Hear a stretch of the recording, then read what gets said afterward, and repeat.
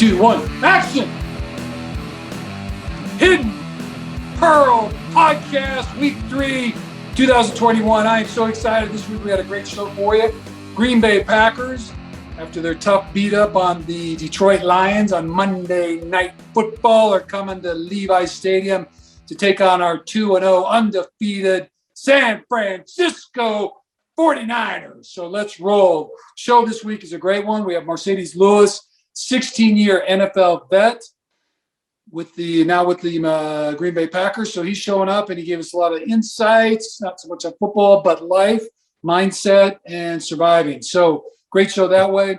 And we're super special. Our MVP veteran spotlight this week is Ajmal Achekzai. If I got it right, I hope I did. Forgive me if I did not. Anyway, U.S. Marine and served 2 tours in Afghanistan, tells us a little bit about his story, and we support his charity this week as well. He'll also be heading to the game. We're excited to do that, along with another 6 California National Guard veterans who have served as well. So we're very excited to do that with our partnership. So enjoy the show. It's a great one, and listen for a lot of nuggets dropping all over that'll help out.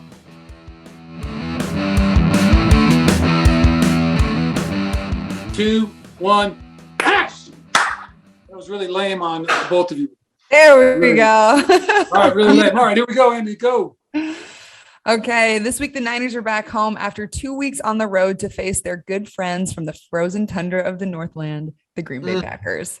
This week we are honored to have longtime NFL player and another TEU alumni, Marcedes Lewis. Welcome, Marcedes, and thank you so much for being on the Hidden Pearls podcast. Hey, I appreciate you guys for having me. Thank you. Woohoo! Was it my turn? It's you, buddy. Yeah. Ooh, the bio off the top. All right, we got Marcedes Lewis. Let's see. Went to UCLA, was coached by the one and only John Embry. Absolute savage, my tight end coach. I got some, I was with Embo before I left, and so he's got some questions for you he wanted me to ask. That's my guy. Let's see. In your senior year, unanimous All-American, John Mackey Award winner. And then you were drafted in the first round by the Jacksonville Jaguars. That was 2006. That's pretty impressive. All-American, Mackey, first round draft pick as a tight end. And you got drafted right behind Vernon Davis, near and dear to me for the Niners. But you're still playing. You're just chugging along in year 16, like it's, just hanging out, playing at a high-stakes ball game on Monday Night Football against the Detroit Lions, having an impact in the run game, bodying fools. So I just want to say thank you, Marcedes, for being here. We're excited to have you on the Hidden Pearls podcast and excited to, talk to you a little bit, especially since I haven't seen you since tight end you. So thanks for coming. No, man, I appreciate it. And I think, this is a dope way to give back. I feel like it's a lot of fans out there and people that, whether they watch a lot of football or may not watch it, they'll tune into this, so let's get the people what they want. Hey, you're right. All right, well done, George. Okay, let's see. So, Sadie, you grew up in Southern Cal, played high school ball at Long Beach Poly, which were the Jackrabbits, if I have that correct. Yep. So, all right. So here's a couple questions about that. So what's your favorite thing about Long Beach and Southern Cal? And can you tell us what a Poly is? And what did the mascot look like as a Jackrabbit? So the best part about playing at Long Beach Poly, well, I'll just start off like this. So my mom had me, she's 15 years old. I was born on the east side of Long Beach, California. That's where Long Beach Poly is located. And I was kind of like born into that community, that tradition. I started playing Power 1 football when I was 7, and I played for Long Beach Poly. So I grew up being at the high school already. And it was just one of those things. It's, when you're that young, you're influenced that way and you're playing sports there. It's either, playing ball or getting into stuff that you shouldn't be getting into. So I think just that community and how close-knit everybody is there. Everybody knows everybody, especially when you grow up in the hood and where I'm from. Just the camaraderie and the tradition there. I say that's probably the best part about being there. Okay. And so what's the Poly? So I'm not sure what so the poly it's called Polytechnic, right? So I'm not sure where they came up with that. Our mascot was a jackrabbit, and if you could picture like our colors are green and gold. So if you could picture a big yellow rabbit with green accents on it, I've never seen a jackrabbit in Long Beach, but There you go. that this was a sign, right? So that's just what it was, man. And we didn't ask no questions because all we did was win there.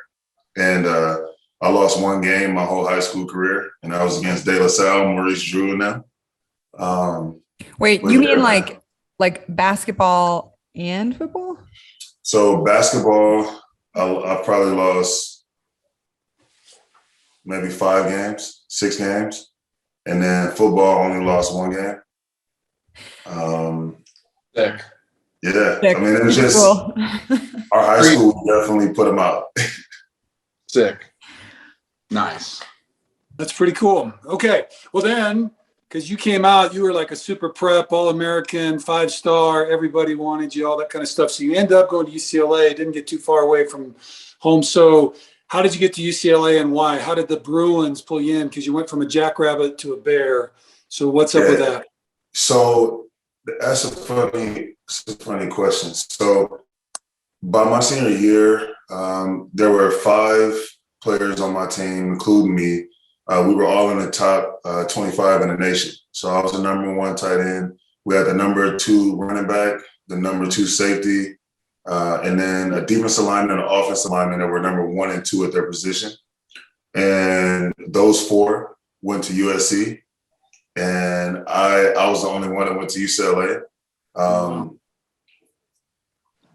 I really think it's just different. It's like levels to it because for one, I had passed my SAT before I was a junior. So I already got that out the way.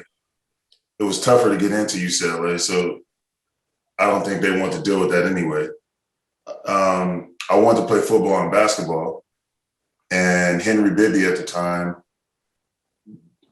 he didn't want me to play football. He thought that, if I was going to come to SC, he was going to be on a basketball scholarship and that's it. And I wasn't having that. So my mom loved UCLA too. I'm a mama's boy. So it's a lot that went into it. But at the end of the day, it was a decision that I made because I wanted to experience something different. Not having to worry about, what would happen if I'm walking outside of campus. That's something that I had to worry about when I was in high school. Growing up just as a kid, seeing people get shot. I saw my best friend get shot in front of me, you know what I mean? So seeing people get shot and dealing with like gang violence and all of that, like I just wanted to switch it up. So UCLA gave me the opportunity to be on a campus where, mentally my worldview wasn't limited anymore. After, my first year at UCLA, it was just like, oh, this is life, and, I still have, I have more friends that were regular students at UCLA than I do that were on my actual teams. It was, in general, I'm just more of like, I try to put myself on the same plane as everybody else. I don't, regardless of what I've accomplished and all of that stuff, like my legacy is being able to be a positive force for anybody that I come in contact with. So whether it was a regular student or a teammate, I made sure they felt comfortable and, I've gained some really good people in my life because of it. Right. Well, certainly relating to other people and kind of not letting the athletic experience completely mystify things, you know what I mean? And kind of hide behind all that. So quite the social animal you are, no doubt. Actually, which kind of relates to a little bit about young George as well. So, but we'll let you guys chat about that. Well, let me just finish this then about the UCLA years. George already mentions it. Consensus All-American, first teamer, won the John Mackey.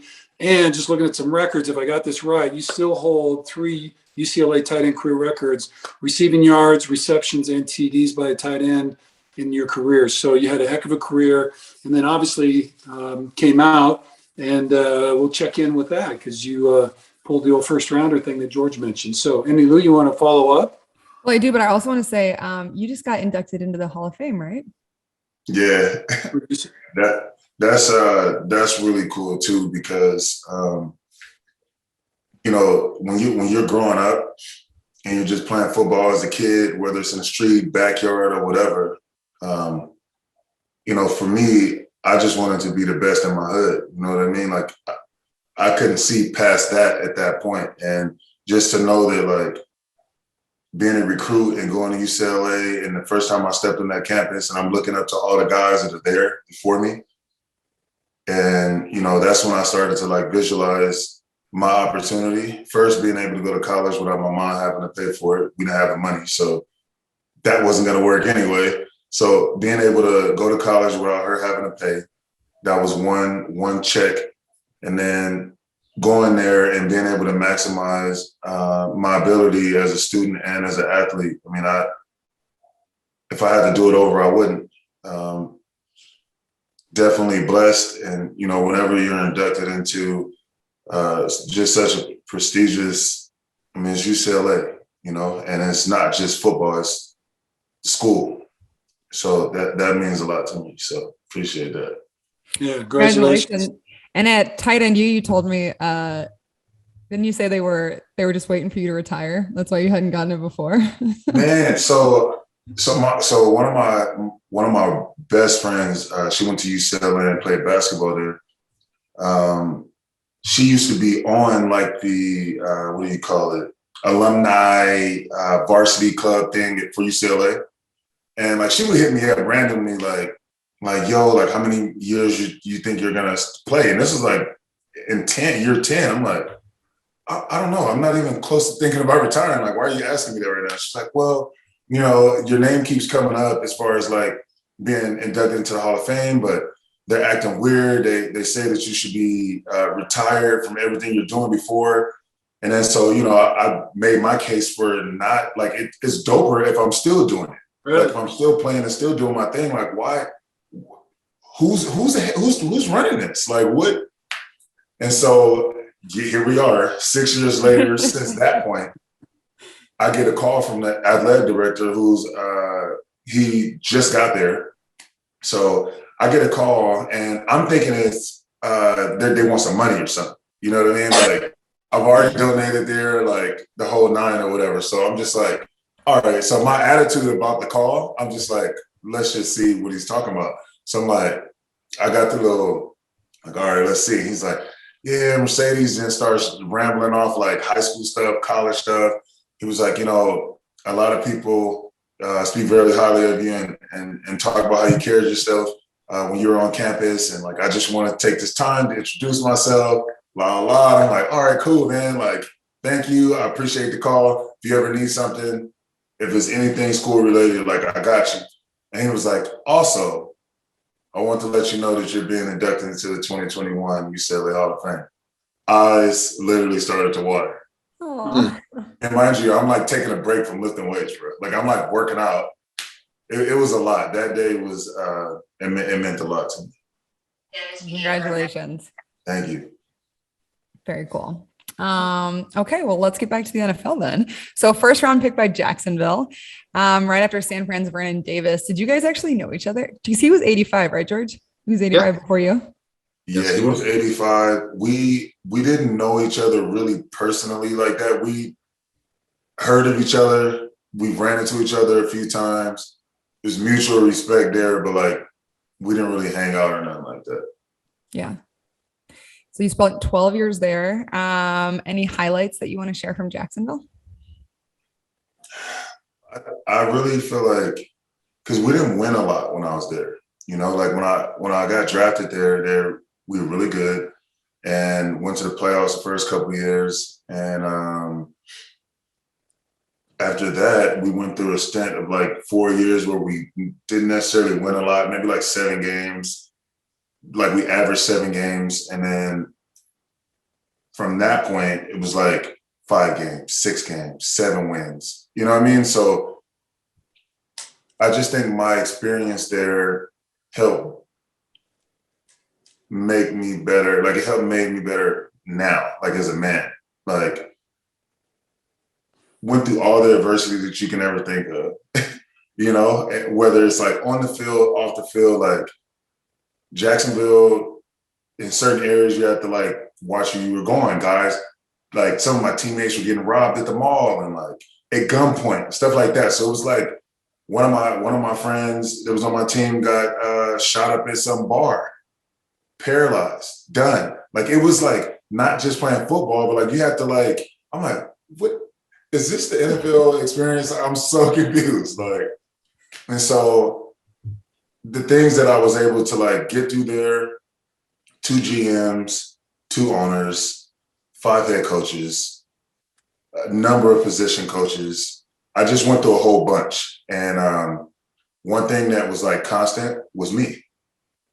I was there, always playing at a high level. No matter what went on around me, I was able to adapt to any coaching. Like it was just, I don't know, it just, from that standpoint, it made me a better person. Now I'm actually able to be in Green Bay, and now I can appreciate what it feels like to win, be around a winning culture. And so I'm forever grateful for that. So when you were in Jacksonville, though, because going from, never really losing in high school, and then you guys were pretty good in college, how was that for you mentally to kind of wrap your head around? I kind of got myself ready for it. I mean, when I found out I was getting drafted there, I didn't even know where it was, to be honest. Like I thought it was like Jackson, Mississippi. You know what I mean? Like I didn't know where Jacksonville was. And once I was doing like some research, I was like, okay, expansion team. They're fairly new. I think they're in 95, like no real crazy tradition. They're not winning hella games, so I'm not, you know what I mean? Like mentally, I was ready for whatever. And one thing that I will say, to come from UCLA and to catch a whole lot of passes and be successful at UCLA, to go to Jacksonville and not be that way right away. We were a run first team, so it was run and play action pass, and we didn't really drop back much, just because that just wasn't our personnel.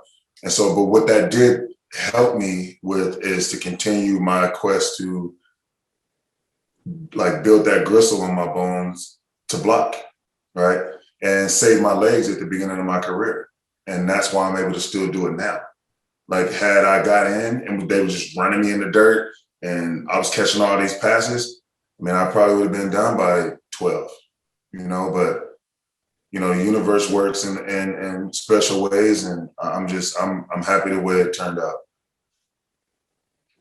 Very cool. Well, that's a great, just that point about, because when things happen to us, sometimes we want to tell a story about it or interpret it in a certain way, which can potentially negatively impact how you respond to it and how you deal with it. But like you said, if you make the most of it, look at it maybe as an opportunity to, like you said, work on your run game, kind of build that skill set up, fit into the team and have a role.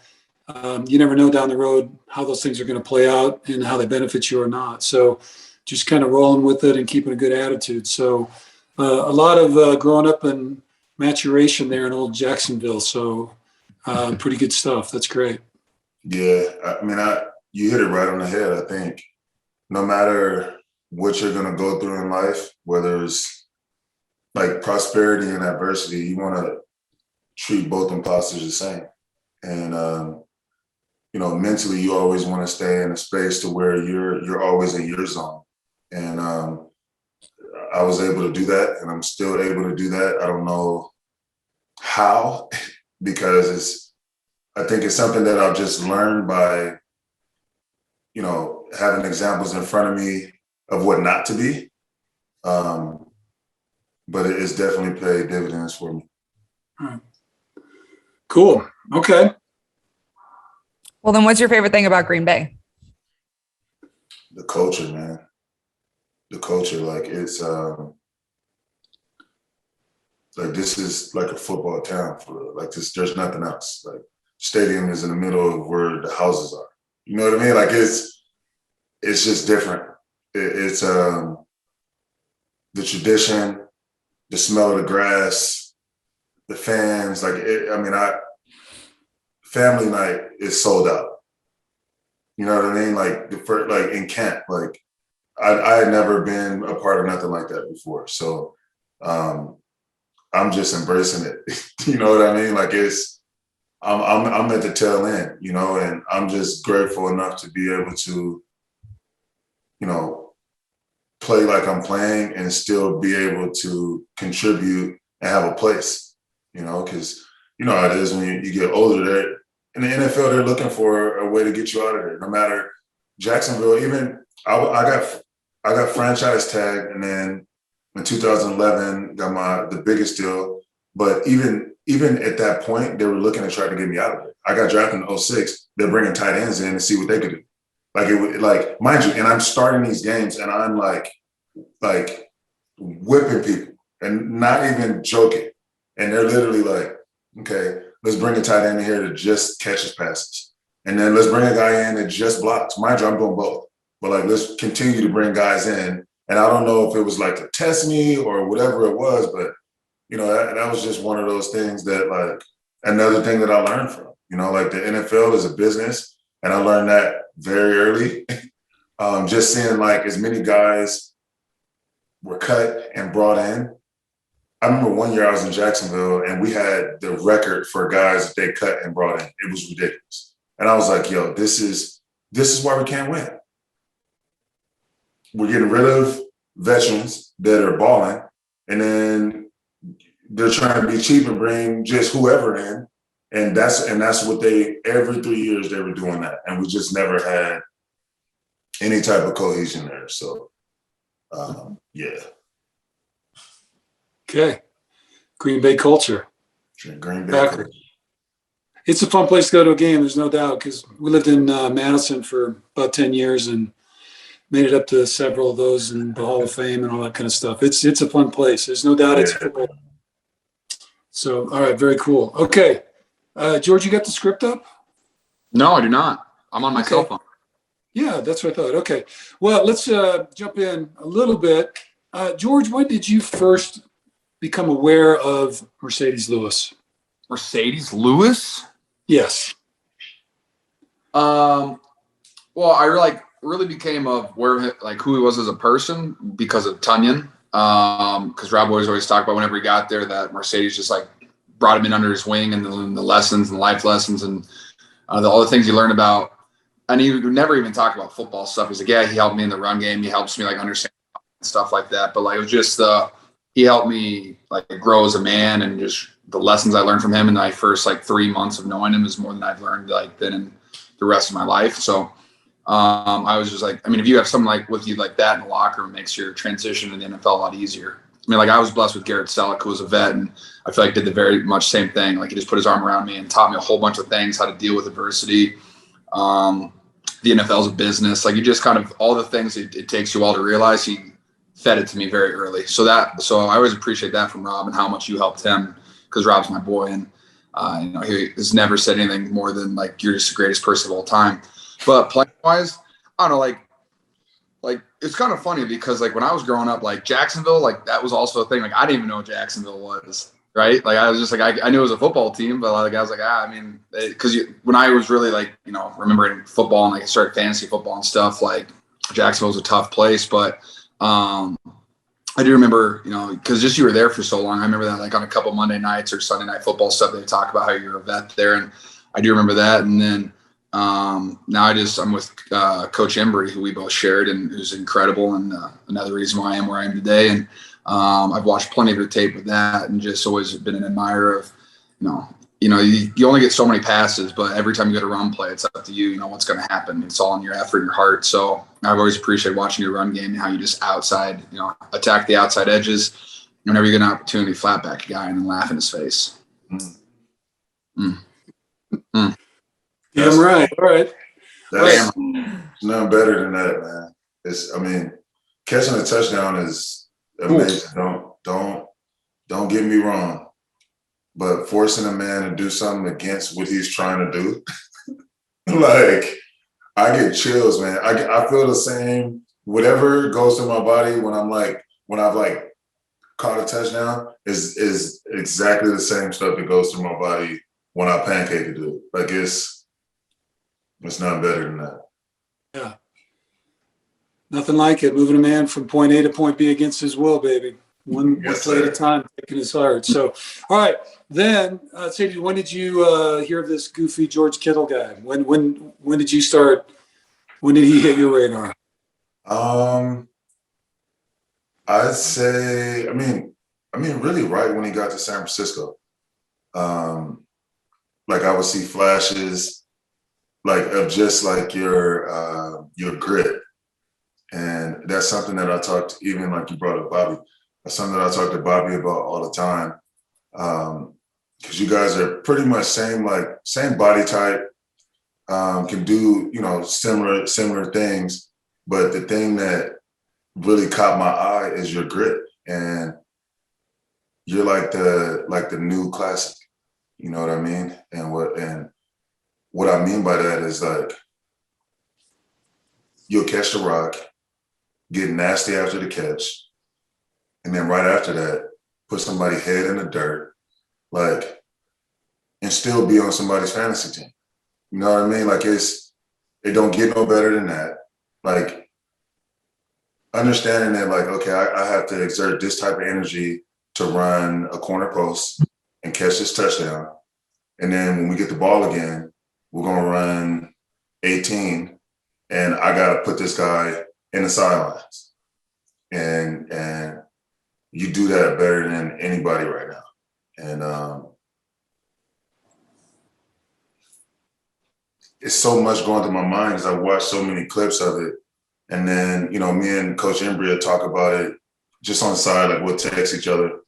And I'm just like, yo, whatever you're feeding that boy or whatever you're talking to him about, keep doing it, man, because it's amazing, bro. It's amazing. And I'm happy that I'm still able to watch it. And it's guys like you just still doing it. It's not a lot of tight ends that like want to do it like that, and you play the game the way the tight end is supposed to be played. And so it was easy to catch my eye, and I've been a fan ever since. And it's fun to watch, man. Appreciate that, Sadie's. Yep. Well, that's pretty cool. Well, tangent I'd love to go down, but we probably better keep rolling in some Embo stories, but that's probably for another day because he is a character all the way around. Well, you guys were both at tight end U this year. And if you want to whip in an Embo story, you can in that. But what are a couple things the two of you remember? Because, you were both there and all that. And Sadie, because I vividly remember, you taking that time to tell part of your story and kind of reach out to all the guys there. I thought that was super impactful, and the way in which you spoke from your heart and just talked about, what it means to be in the league this long and some of the things you've overcome and that. So I thought that was really heartfelt. And the one thing I really appreciated about it was kind of your sense of vulnerability in that group, and I guess being a vet in that capacity, I would hope that you'd be able to do that because there's not much you got to be insecure about. But I could see somebody not, and you didn't have any of that. You were really inviting, and the vulnerability you showed, and we had some other guys do that as well, I think really opened that group up to sharing in a way, that we wanted to get to, but I wasn't sure was going to happen in that group. So I just want to say thank you for that because I thought you did a tremendous job kind of sharing those pieces. But any highlights from tight end U for you guys, just kind of because people are always really curious about what we were doing up in the conference room or anything else. But anyway, how was it for you, Marcedes, and any takeaways? I had an amazing time. I felt like, when you think about just the NFL in general and like what we do every day to prepare for practice, meetings, all of that stuff. And then you go on the field, you play on Sundays, but it's a sense of like everybody's an alpha there. So you never know what you're going to get, but to have everybody under the same roof and like, we all just rejoiced and we took advantage of like being close to each other, if that makes sense. And part of, like you were saying, when I shared my story, I think I could tell like it was some guys that were like whispering about me, but not wanting to come say what's up. You know what I mean? And I think once I did that, I swear, an hour later, all the guys were coming up like, "Oh, Mercedes," like, "La la." Right. I just think that part of it is really dope that we, like, as a group, we're able to like come together in that way. And then like it makes it better for after games too. You know what I mean? Because guys that you have probably watched for years that like you want to say what's up to, but not sure how they'll respond to that. Now you don't have to think about it. You know, like now you don't have to be that guy that's like when the game is over, you're like, all right, I guess I'll just walk to the locker room. Right. You know what I mean? Exactly. Yeah. So I didn't think it could be done like that. And for all those guys to be under one roof and just, leaving, pride at the door, it doesn't get no better than that. So you're going to come back next year? Oh, I thought I was a staple. I'm there. Yeah. I'm in there. Yes, I'm a speaker. I'm in there. I love that. Okay. Well, people were like mildly intimidated by you because like you're 6'6" to 65, just a massive. You're a vet. You've done it a long time. Yeah, I mean, I got to meet you for the first time, and I'm pretty sure I just ran up and jumped on you to try not to hurt you. But like, what's up? Like, I feel like I know you just from Tunyon. So yeah, that was. But I mean, like, just getting to meet everybody, and like you said, like getting to like know everybody. So like post game, you get to actually have a conversation with everybody. Like that's a blast. That's so much fun. Like I get to hang out with Tunyon, and like it's just gonna be a blast after the game. I can't wait. I might tackle you pregame. Just sneak.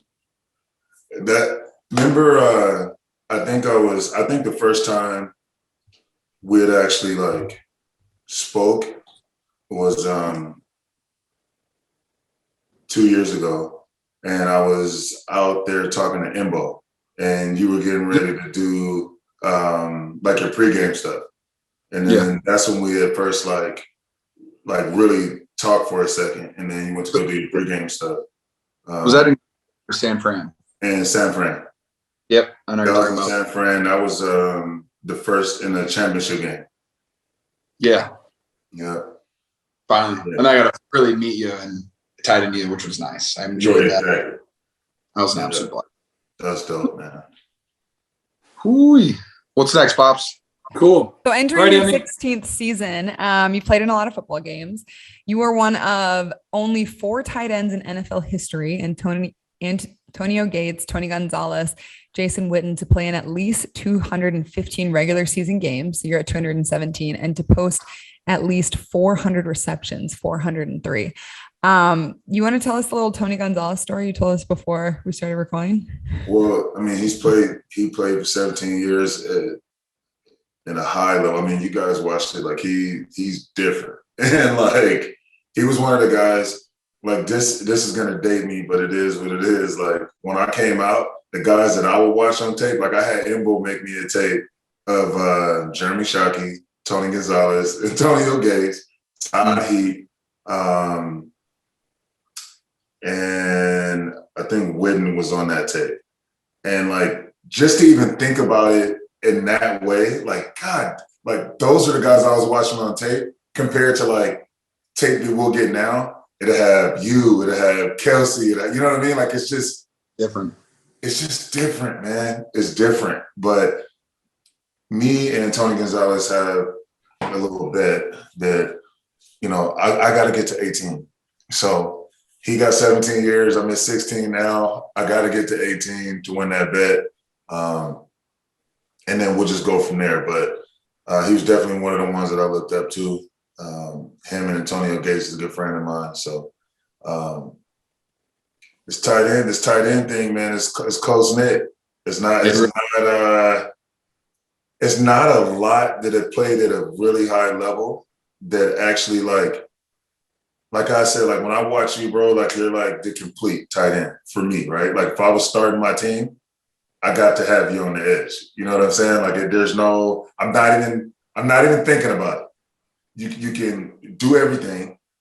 You can play in the backfield. You can play at the point. You can go to the slot. You can be on the backside of the slot by yourself, do your thing. Like, and then you can power, like the gap scheme, inside zone, outside zone, deception, all of that, bro. Like it's I light up just thinking about it because I know how you're getting coached, and I'm jealous. I'm jealous because I don't get to see Embo a lot. You know what I mean? And we text or whatever, but it's just not the same. But I know the vibration that's in that room, and that's super dope. Yeah, it's elite. He wanted me to ask you about your log rolls back at UCLA. Oh my God, bro. Embo was like, I'll just make a long story short. So Embo got there my sophomore year, and he pulled me into his office, and couldn't have come at a better time in my life and in my career. He said, first day on campus, I'm not here to coach at UCLA. I'm here to coach you. I know where you're from. I know who your mom is. I know what you've been through. I'm going to coach you harder than anybody I've ever coached. I don't want you questioning me about it. I believe that you're the best on this team. And this is where you are. We're going to get you to go through that.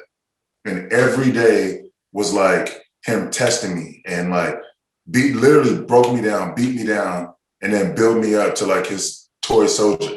And like, I would do anything for him. You know what I'm saying? And like, so whether it was like, I had to roll early in the morning to be used as an example for the other guys, that's what was going to happen. And yeah, man, it's things that I'll never, one day we'll all have dinner and like share those stories, because it's things that like, it's crazy, man. I get emotional thinking about it, but yeah. Hey, Embo's, he's one of a kind. One of the best coaches I've ever been around. Like I said, he's the reason I am where I am today. It's just my NFL career. I could not have fallen into a better situation. Man. Very lucky. Maybe that's an off-season show. We'll get a bunch of Embo coach tight ends together and do a little thing with Big John. So that'd be pretty cool. So yeah, him. Cool. Let's see. We're going to jump on that. So let's, and we kind of talked all about this. And we're saying we've been going along. So just trying to be thoughtful too about your experiences and all those kind of things. I'm going to jump over that one. But and we talked about this when you were at Tight End U, a little bit about mindful kind of just self-awareness, being mindful, kind of meditation, all that kind of stuff. So you've already heard our spiel on that, but that's always something we kind of like to touch base with. You've talked a little bit about it, but not really directly on this show. So over the course of these 16 years, and I'm not sure what you did at UCLA, but like, what are some of the kind of mindset, mental prep kind of tools that you might have used or are still using that you found to be helpful to kind of either keep you at this high level and or that help you get, through, you have training, then you always, of course, you got practices, and then you got actual game days. So like, what kind of routines do you follow that help you out? They say, real quick, I want to steal one that you gave at Tight End U that I use almost every day. Is you were talking about how like guys on their drive to work, they jam out to music, they get hype and stuff. And like just once in a while, just turn the music off and just like set your mindset for the whole day. And every time I get in my car in the morning, I'm like, hey, Marcedes said no radio today. And so Larry, like, I think of you like 4 days a week in the morning when I get in my car, I'm like, all right, no music, set the tone. And like, what's cool for me too, when I drive up, like I live like 5 minutes from the stadium, but like I have to go over this bridge, and when you go over the bridge, it's just the stadium just sitting there, right? So I just get like, I don't know, every day I just get to drive up on like our stadium, our home base, and like you just kind of think about like, that's my office. This is what I'm going to do today. This is what I'm going to get better at today. Like, what am I focusing on today? By the time I'm parking my car, I'm so amped and I'm ready to roll. I'm ready for the install at 7:15. I'm ready for Embo's early meetings. I'm ready for those early outs, hitting the sled. Like, I'm locked in. That is one thing I didn't hear from you that has been incredibly helpful, and I've really enjoyed it. No, that's awesome, bro. And that was literally what I was about to say first. I think finding ways to like be still. I think, obviously for what we do, there's fans and expectations of coaches, and like things you have to do personally to get better every day on and off the field. And like, okay, you're a leader on the team, but okay, they want you to lead from the front, but then they want you to bring guys along. Like it's a lot. It's a lot that you have to deal with in general, just being in this league.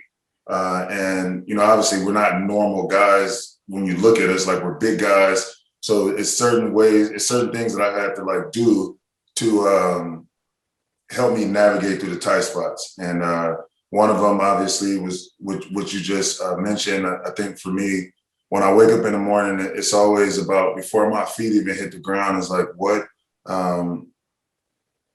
energy do you want to put in the world when you step into it, you know, and being mindful of like that part of it, like what slow things down. Like sometimes seeing everything just gets in the way. Positive self-talk. I mean, even 16 years in the league, I mean, you still, doubt will always creep in. Like, it's like, yo, can I still do this? Like every year is like that. There's, if doubt doesn't creep, if you say that doubt doesn't creep in, then you're a robot. You know what I mean? Like oh shit. You know what I mean? Like every day of every year is about reinventing who you were the day before. So for me, it's always proving to myself that I belong still. And the expectations that I put on myself are way heavier than what a coach could put on me or a teammate. So that keeps me in alignment with like my heart and my mind. And like, you know, sometimes just taking time to yourself, whether it's meditation or just chilling out by yourself, not with people, you know, and that's something that I've had to learn too over the years. Like growing up, like I've always, you know, we had a small family and I was always sharing like an apartment or sharing a house with family members, you know what I mean? So I'm used to having like people, like my close friends and family around me, but that's why it makes a big difference when I am by myself and I am alone. My intention is to get something out of it and actually grow in that moment. And I've been able to do that. That's good. Well, all right. I appreciate that. And, you know, that whole thing is, you know, we talk a little bit about having a clear vision and then setting a firm intention, you know what I mean? So that's the deliberate and intentional approach to both life and practice, and then consistent action that follows it up. Because you talked about confidence, because that's really when you reinvent yourself and you're trying to kind of remove the doubt, the little voice in the back, and you know that's not really you, but still you have to earn that confidence by what you do, and that's the consistent action. So that's all. That's great. So I appreciate that. But I love the first part. The first thing you said was finding opportunity and space to be still, you know, and just being able to separate yourself out. So before we jump into the fashion review, George, anything you want to add on that? Or are you good? No, I'm great. I'm writing notes down from what. Yeah, no kidding. And we got to take that, one of the clips out of there. That's got to be on the deal. So, all right, then without any further ado, what everybody's waiting for every week, the fashion review week 3. All right, let's roll. Wait, say says to go first. Give me 1 second. Okay. All right. So, Mr. Lewis, what were key influences for putting together your wardrobe selection for game day? I know you have something that you're going to show us, but will you also talk us through how your fashion has progressed from year 1 to now 16? Well, my year 1, fashion in general was just not it. Okay. Baggy jeans, baggy suits. Like you could probably look up like the draft, especially the NBA draft, when you look at like LeBron and Carmelo, big Steve Harvey suits, wide leg, like nobody does that anymore. Like it's all about the European cuts, the nice tight fits, which is great. I love it. I think in general, my style is if you can envision front of the line, back of the club, but the center of attention. Ooh. You know what I mean? Like you're never, I'm not like outrageous or loud with what I'm doing, but you won't miss me. You know, like you'll feel my presence. It's clean, classic, you get it, and that's that, you know? But yeah. Well, You're 6'7", so it's kind of hard to miss. No, I was gonna say your size, like. Oh, very cool. All All right. right, what do you have for us, sir? Front of the line, back of the club. Sage, what do you got? So I have my Nike Dunk lows. Ooh, let's go. Dunks. Yes, sir. The undefeated edition. Air Force One joint. These are, I actually got these maybe, I want to say like a month ago, from one of my guys that own Undefeated. And I'm a sneaker guy, sneakerhead. Like, I feel like if my denim is on point and my sneakers are good, I don't even really care what I have on up here. I could put on Target. You give me a utility shirt from Target and I will wear that and I'll be perfectly fine. But my denim and my sneakers gotta be, I feel like fashion, you should be able to close your eyes and know my silhouette. You know what I mean? Like if you guys are like, say, you want to go to dinner, boom, boom, boom, you already know pretty much how I'm gonna be looking when I come to dinner. You know what I mean? Like, that's how you know that, like, your brand or however you want to call it, like your silhouette, people get it right away. Not something that's all over the place and you like throwing stuff at the wall to see if it sticks, you know? I love it. So a what's your? lot of wisdom getting rolled here. I know, There is. I know. So what's your favorite type of denim then? Amiri probably fits the best. G-Star, I used to be a huge fan of G-Star denim. More like 2012 to like 17. And then I'll probably say Purple Label and PRP. PRP jeans are dope. George got a notepad and was taking notes. He's going, man. And now he's really taking notes again right now. Mm-hmm.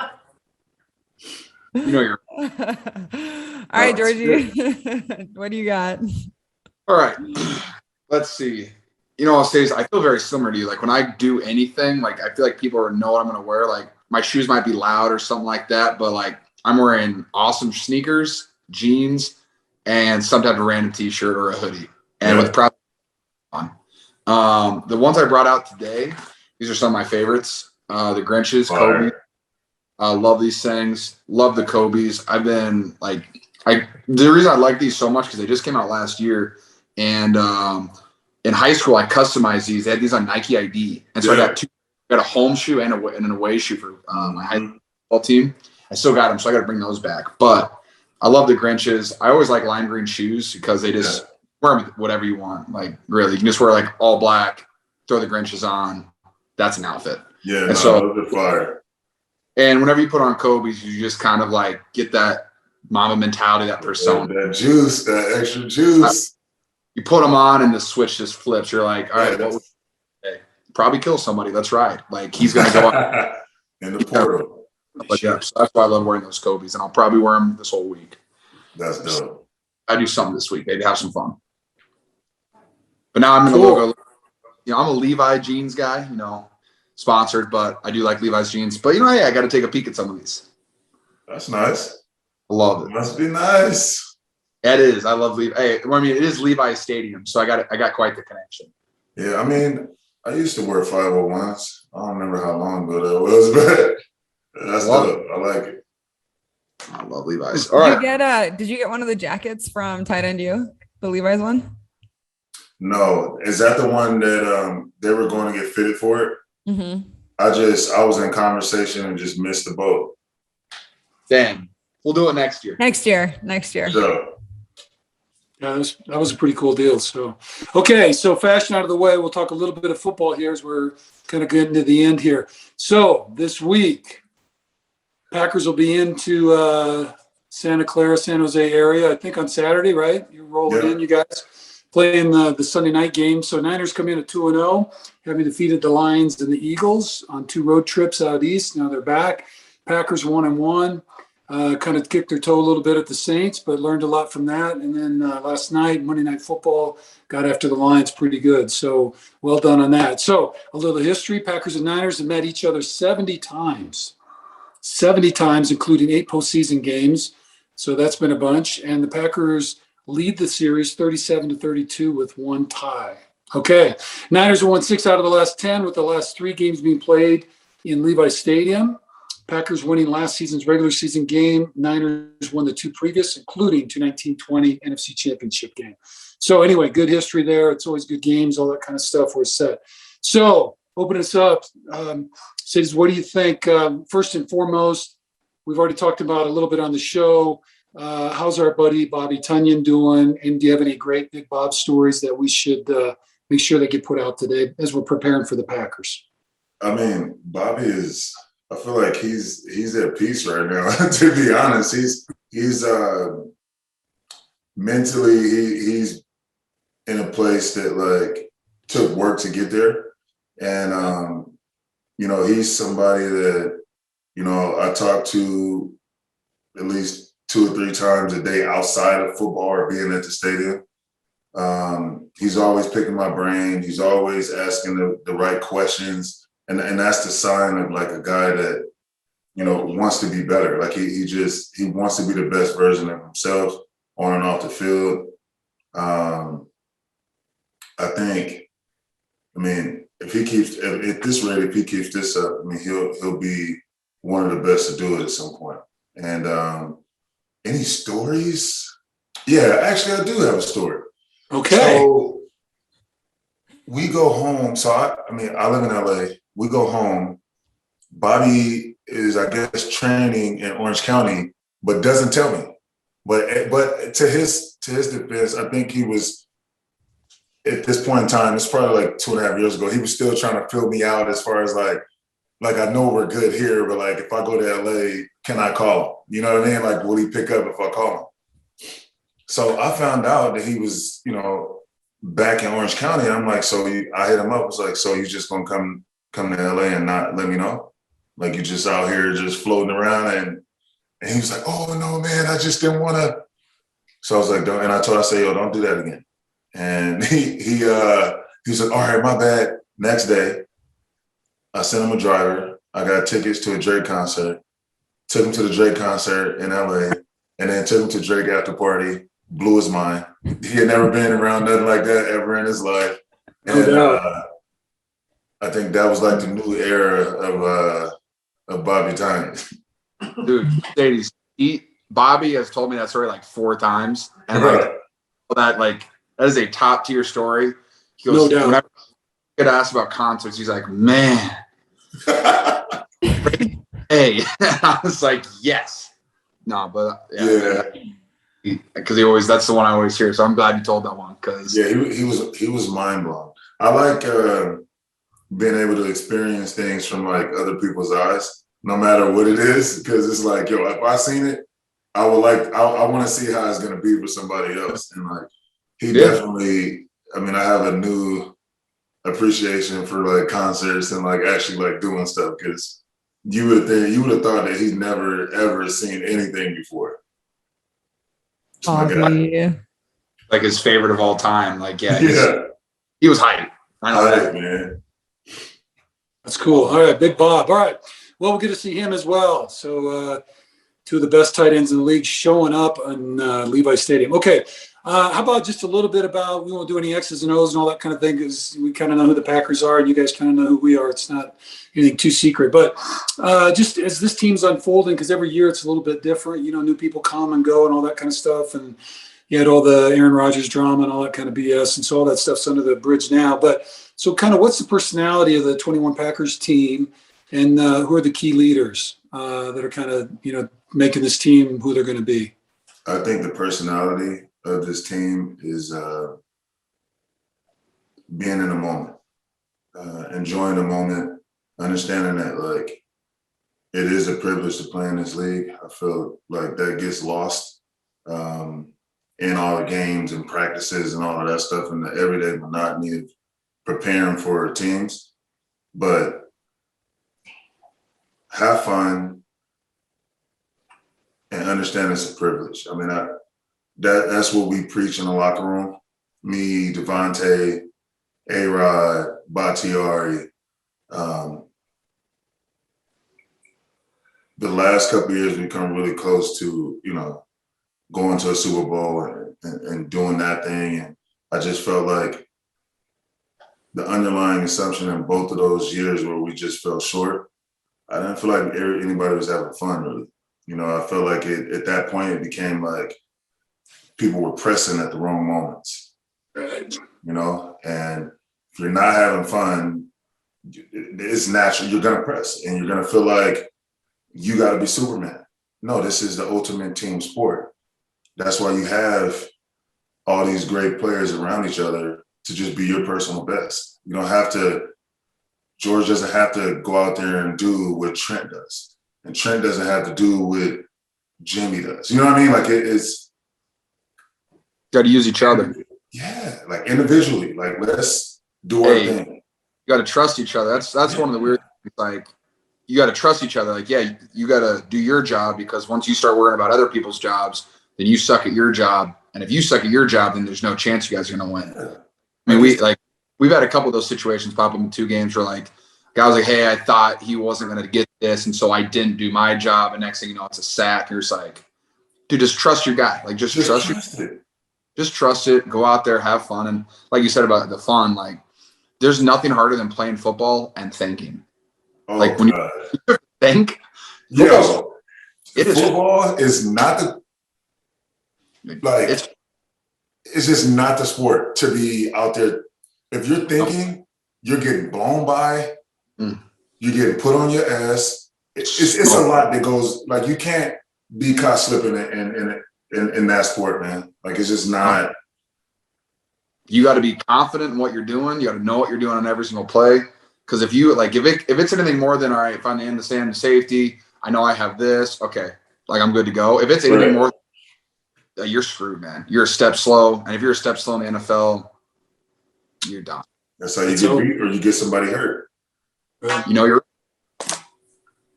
Yeah. Well, just to tag on, we've talked about this on the show already this year a couple times, but it's like, where you want to go and you kind of have in your mind, obviously you want to win the NFC or whatever it is. But when you show up, it's like you got to lean in, you do all the prep, but then you kind of got to just let it go. And because if you're forcing or squeezing or pressing, it just gets bound up in a way, and you can't touch the level of performance that you're trying to get to, because you've done all that work. And the first level of trust, I think, is really trusting yourself and your own preparation. And then if you've done all that, then it's just like, putting the bottle in the water and letting it drift off. And you just got to let it trust that the current and the energy is going to take it, and enjoy the moment. Like you say, stay present in that moment, because all you have is this play. That's this model, they're going to call this play. You line up, and that's all you got. And then you just go on to the next one. You keep playing them at the very best you can without worrying about it, and then having fun. Yeah. What are the 3 rules from 7th grade football, George? Let's see. Try your hardest, something else, and have fun.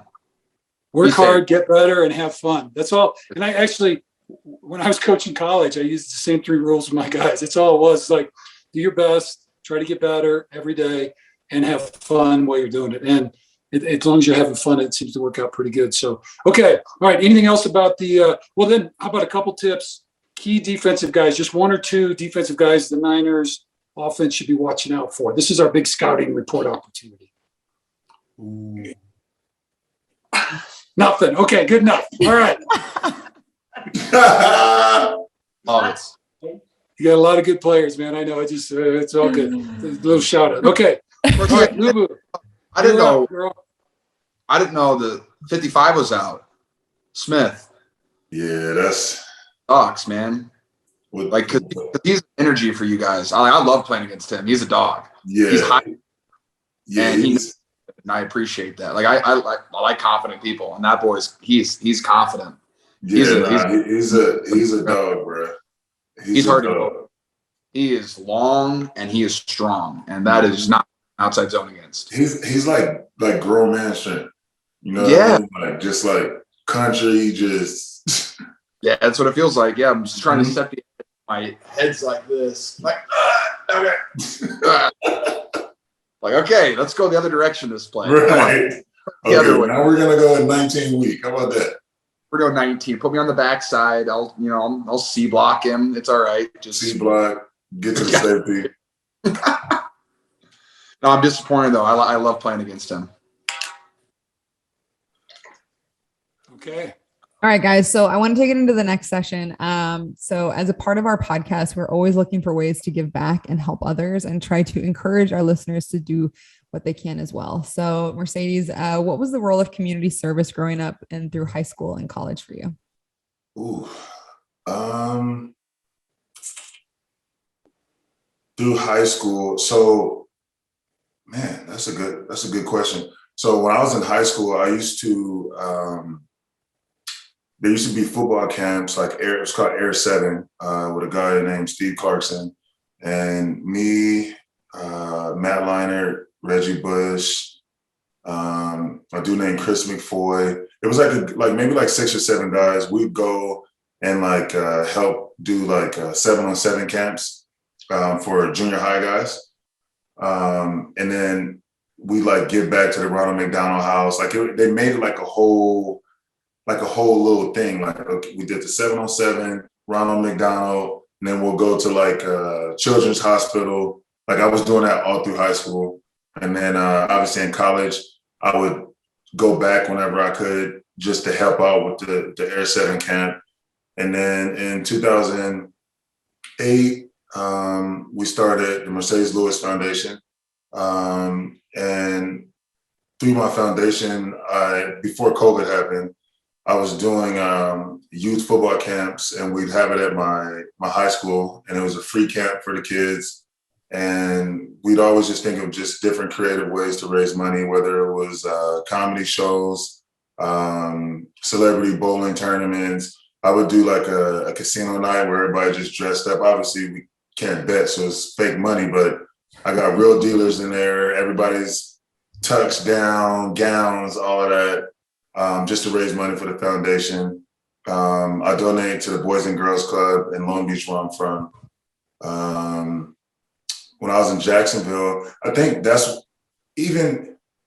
obviously I wanted to win more games in Jacksonville, but the thing that I'll always remember, that I'm always attached to, are the relationships that I made while I was there. So whether it was my barber, who's one of my good friends now, or my friend Sandy, who is a bartender at Cheesecake Factory, and I would go every Tuesday just so we could chop it up. You know what I mean?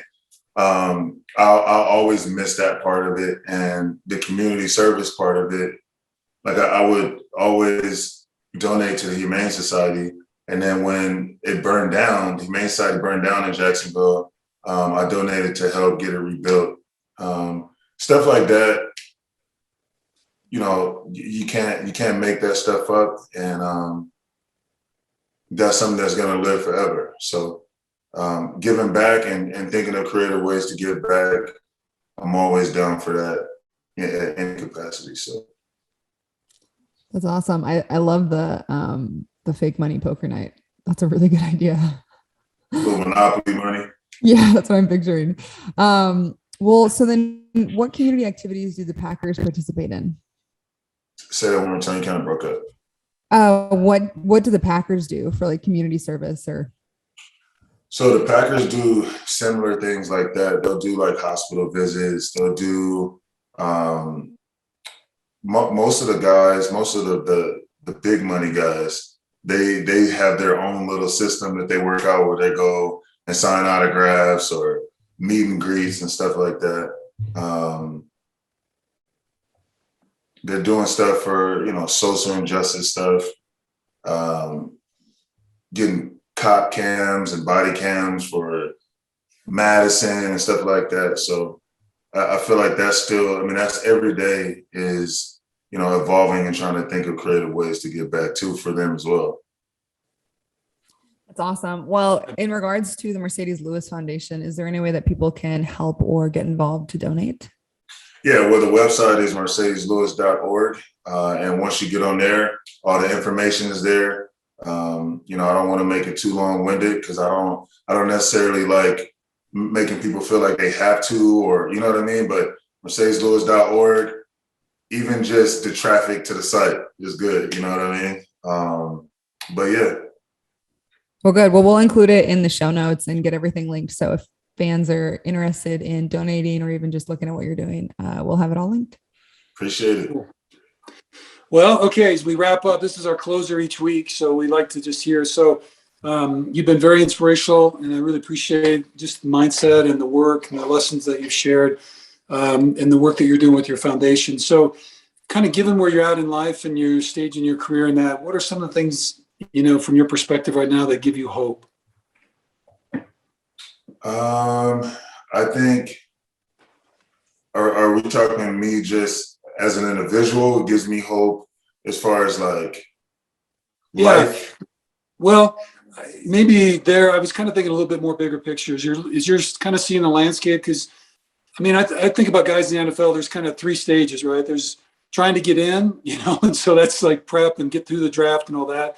And then the second stage is those middle years, however long that may be for somebody, is trying to stay in as active as you can. And then you get to a certain point, your body's changing, how things are going. And so then there's a little bit of, you have to start thinking about some point kind of afterwards. And so, you're 16 and so going on to 23, who knows, whatever. But no doubt that you've seen the landscape a little bit around you and things out there. And plus with the years that you've had and your background, you've seen a lot just from a life perspective. So I guess I was really thinking about, if you're thinking about kind of maybe broader society a little bit and kind of, humanity, that kind of stuff, if you're willing to go there, like some of the things from your perspective that, give you hope about where we're going.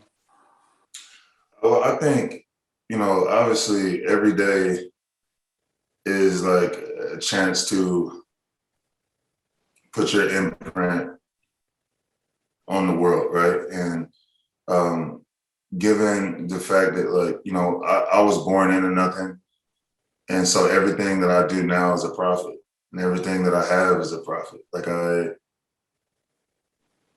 every opportunity that I've ever gotten, I've just tried to maximize that opportunity and make the most of it. And I think with me having a growth mindset, which I've had since I was a kid, and being able to, like I said before, just be a positive force for anybody that I come in contact with, then I'm able to at least change 1 out of every 6 people that I at least talk to. And negativity spreads fashion and positivity, but if you form habits and make it a habit, it'll be easier for it to be in a positive environment. So, as long as I continue to just stay focused on being my personal best every day, taking every moment as it is, living like I'm on a 1-day contract, like we talked before at TDU. I mean, it is, life is windows, and before you know it, they close up if you don't take advantage of it, and you don't know how long that window is going to be open. And so if you go into everything that you're doing with the mindset of, I have to be a better Marcedes today than I was yesterday. And then sometimes like I like to write things down. Like no matter what it is, if I hear something on TV or if somebody just makes an impression on me where I'm like, yo, like I felt that, like I'll write it down. I read more, like I was never like a novel. Like I don't read novels. I read like books that like I can directly correlates to my life and being a positive person and just making sure that I share my light. And that's pretty much it. I feel like I could go on and talk more about it, but it's mainly just being the best version of you that you can be every day, and hope that you change somebody's life on the way. Yeah, no, I really like that. There's one of the guys I listen to on a podcast, but he likes to envision it, and there's a lot of different ways to phrase it, but living life a little bit more like a lighthouse. You're kind of doing your thing on your edge, on your shoreline, and try to do it in a way that if other people see it and recognize it, whether they want to join or help or do whatever, they'll at least see it and be motivated and inspired potentially by what you're doing. and the way in which you're shining your light and trying to help others. So I really appreciate that. And that's hopeful for all of us, knowing that you're shining your light as bright as you can in the ways that you can. So that's pretty cool. That's a great way to wrap. I like that. Georgie, anything you want to add? Well, yeah, I thought of it while he was talking, so that was awesome. What gives me hope? Take some more notes, Georgie.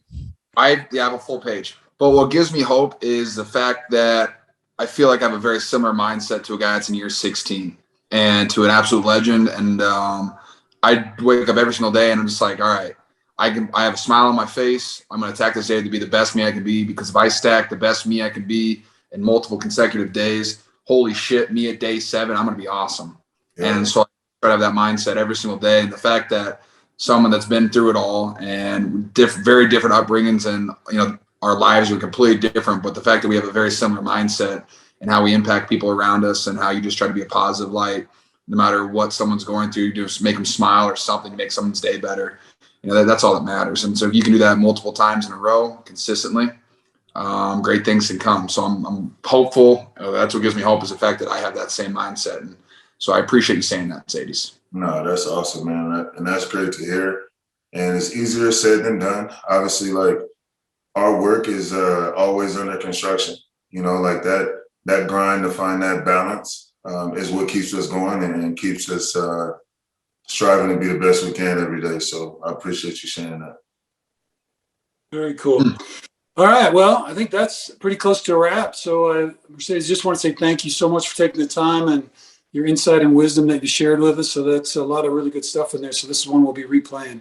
So Emmy Lou, great job there. And Georgie, thank you. Emmy, last words on your part. So I just want to, again, thanks all of you guys for joining in. What a great show. So thank you. Appreciate you guys. Thank you. Emmy, anything? No, I'm good. Thank you so much. And we'll see you on Sunday, my friend. All right. Safe travels, man. Stay healthy. Appreciate you guys. Bye. Yep, take care. Bye-bye.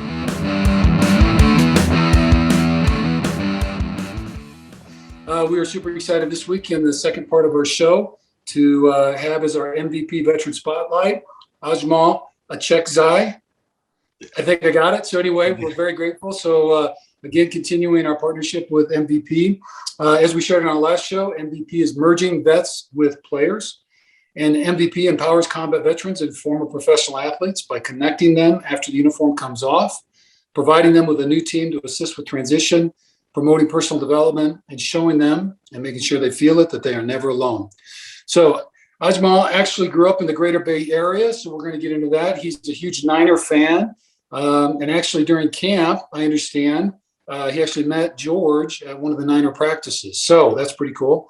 Ajmal now resides in Southern Cal, and he has a very unique perspective through his service in the United States Marine Corps, as he's actually originally from Afghanistan and still has family there. So we're very, very grateful for him to be joining us. So welcome, Ajmal, and thank you for being on the show. Appreciate it very, very much. Thank you for having me on the show. I appreciate it.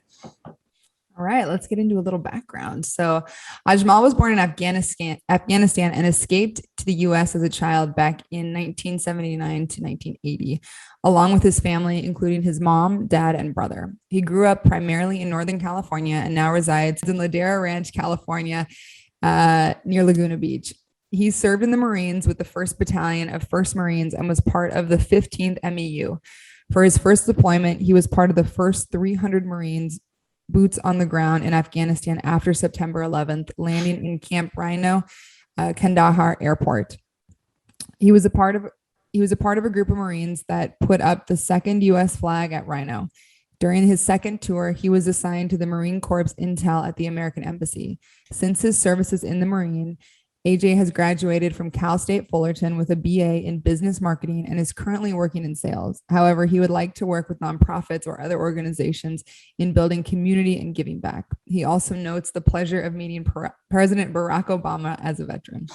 So really great to have you here with us. Appreciate you taking the time to share your story with us and your involvement with MVP. So we know you are living in LA, but for this show, where are you now? Kind of where's home? Where are you located? I'm in Ladera Ranch, California, Orange County. You said Laguna Beach. That sounds too bougie for me, but I'm probably about 15, 20 minutes away from Camp Pendleton. So I'm a little more comfortable in this area, being that if the zombies attack, I know where to go. Oh. Right. Actually, we talk about that often, so I really appreciate that. A little ping of where else we could go. Yeah. Okay, so let's get to know little Ajmal. So See, how I'm all about putting the bunker in. You know what I mean? Uh, Stocking it and the whole thing. So the family thinks I'm nutcase though. So anyway, we'll go on. I All right. don't associate me with everybody. I've been all in on this from the beginning. I'm all in too. Let's do it. All right. We'll have like a Hidden Pearls camp, right? And then we'll all get under and that's how we'll broadcast to the rest of the world. We already have the podcast thing up. Who knew that's what this is going to turn into? Okay, so how old were you when you came to the United States? Could you share your story of what happened and how you came here, and then maybe talk a little bit about still having family in Afghanistan? Okay. Well, there was a coup d'etat in Afghanistan back in '79.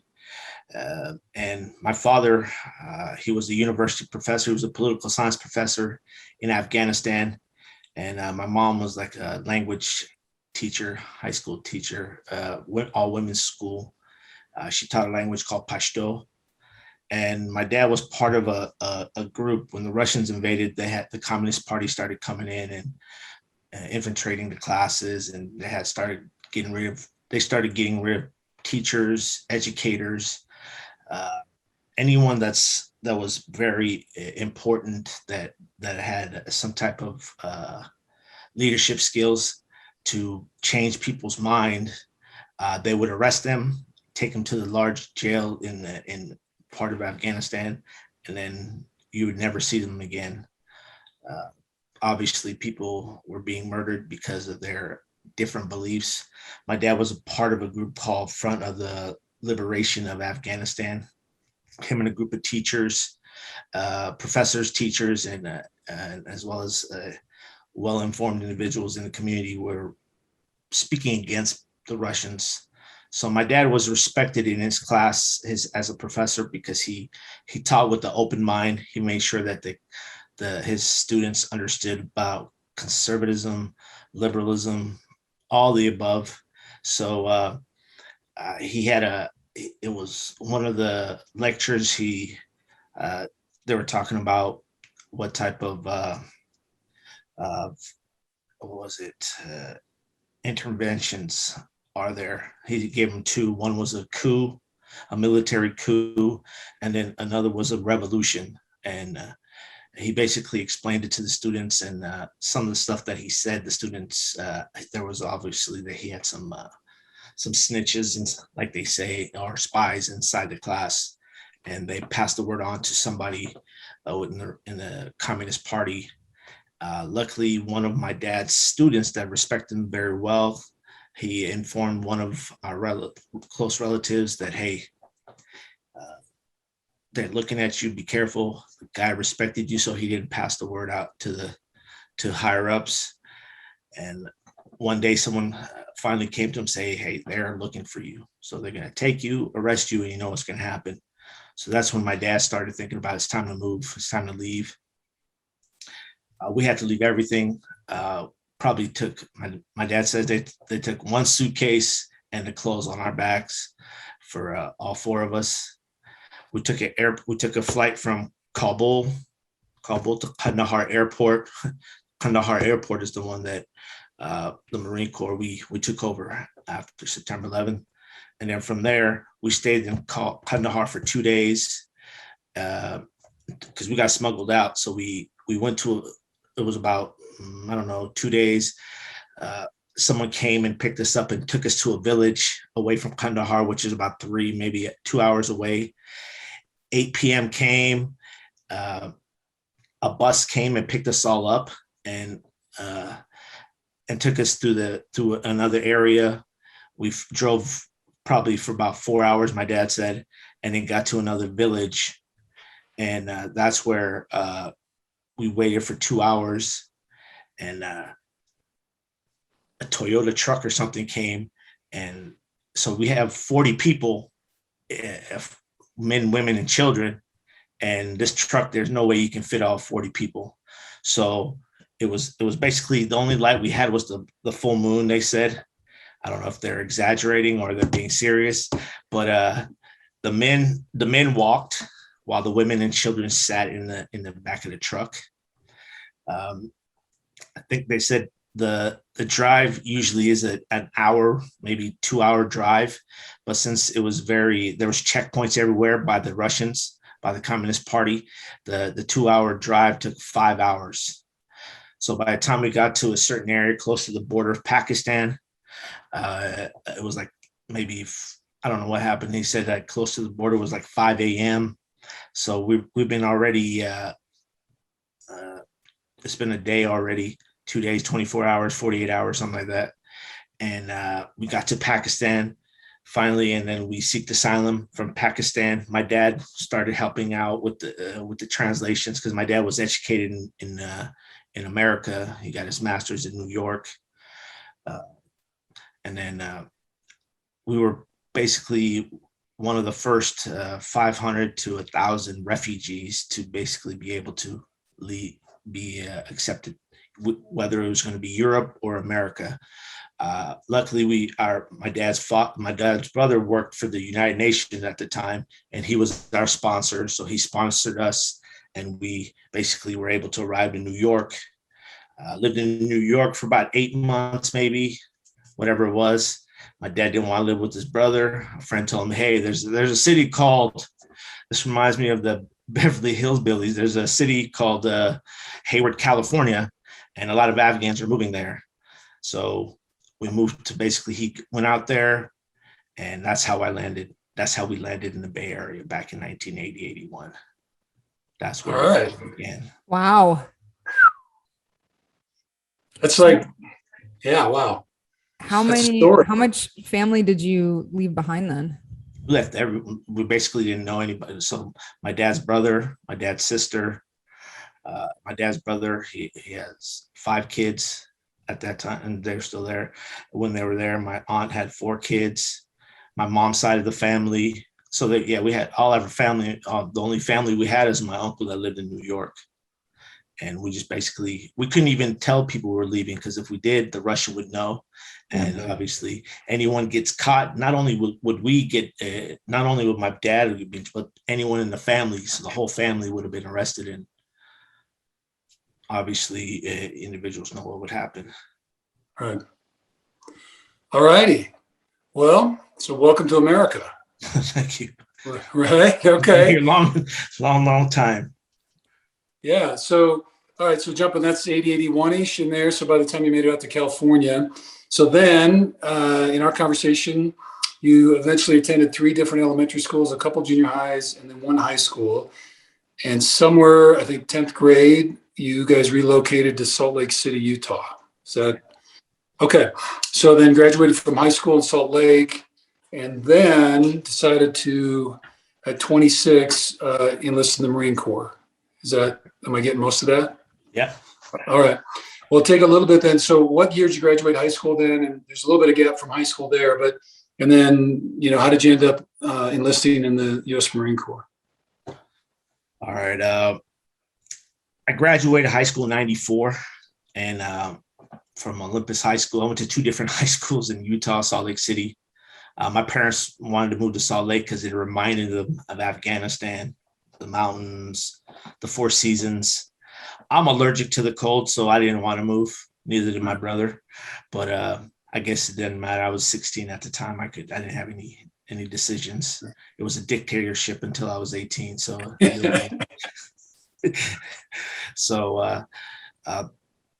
throughout high school, I went to college for about maybe a year. That wasn't me. So I started working different odd jobs. My family bought a pizza place called San Francisco Sourdough Pizza. That's funny how we bought a place called San Francisco Sourdough and lived in Salt Lake Holiday area. The place was in Sugar House Park area. It was a plaza we had. And then, I was working odd jobs, and I was getting into some stuff that I obviously shouldn't have gotten involved with. And I wanted to change my directions at a later age. At 26 is when I joined the Marine Corps. And that's when January 24th, 2000 is when I stepped on those 2 yellow footprints at MCRD San Diego. And the marathon began, or should I say continued, the journey began. That was the next chapter of my life, the Marine Corps. Okay. And how'd you pick Marine Corps? How I picked the Marine Corps was, first I went to the Air Force and they weren't even open. I knocked on the door, no one answered. Then I went to the Army. The Army kept talking smack about the Marine Corps. Then I went to the Navy, and Navy kept talking smack about the Marine Corps. National Guard, Navy was like, yeah, they're part of the Navy, Department of the Navy. And then the National Guard kept talking smack of the Bay. I'm like, hey, you know what? If someone's talking about hating on you so much, it must be a good branch to be involved with. And I joined one of the few and the proud. You know, they say in the Marine Corps, you know, you don't just receive the title, you earn the title of a Marine. Okay. Well then, so boot camp, all that kind of stuff. So tell me, so what year again? That was 2000, January 24th, 2000 was my first. And then I graduated from boot camp, came home for 10 days. Then they sent me to Virginia, Fort Lee, Virginia for my MOS school, which if anyone wants to join the military, don't listen to your recruiter when they say open contract. You hear that? Don't listen to them. Don't ever go open contract. So I went to Virginia, came back. They give you a wish list. I got my wish list. I asked, number 1 was California. Number 2 was Hawaii. Number 3 was Okinawa.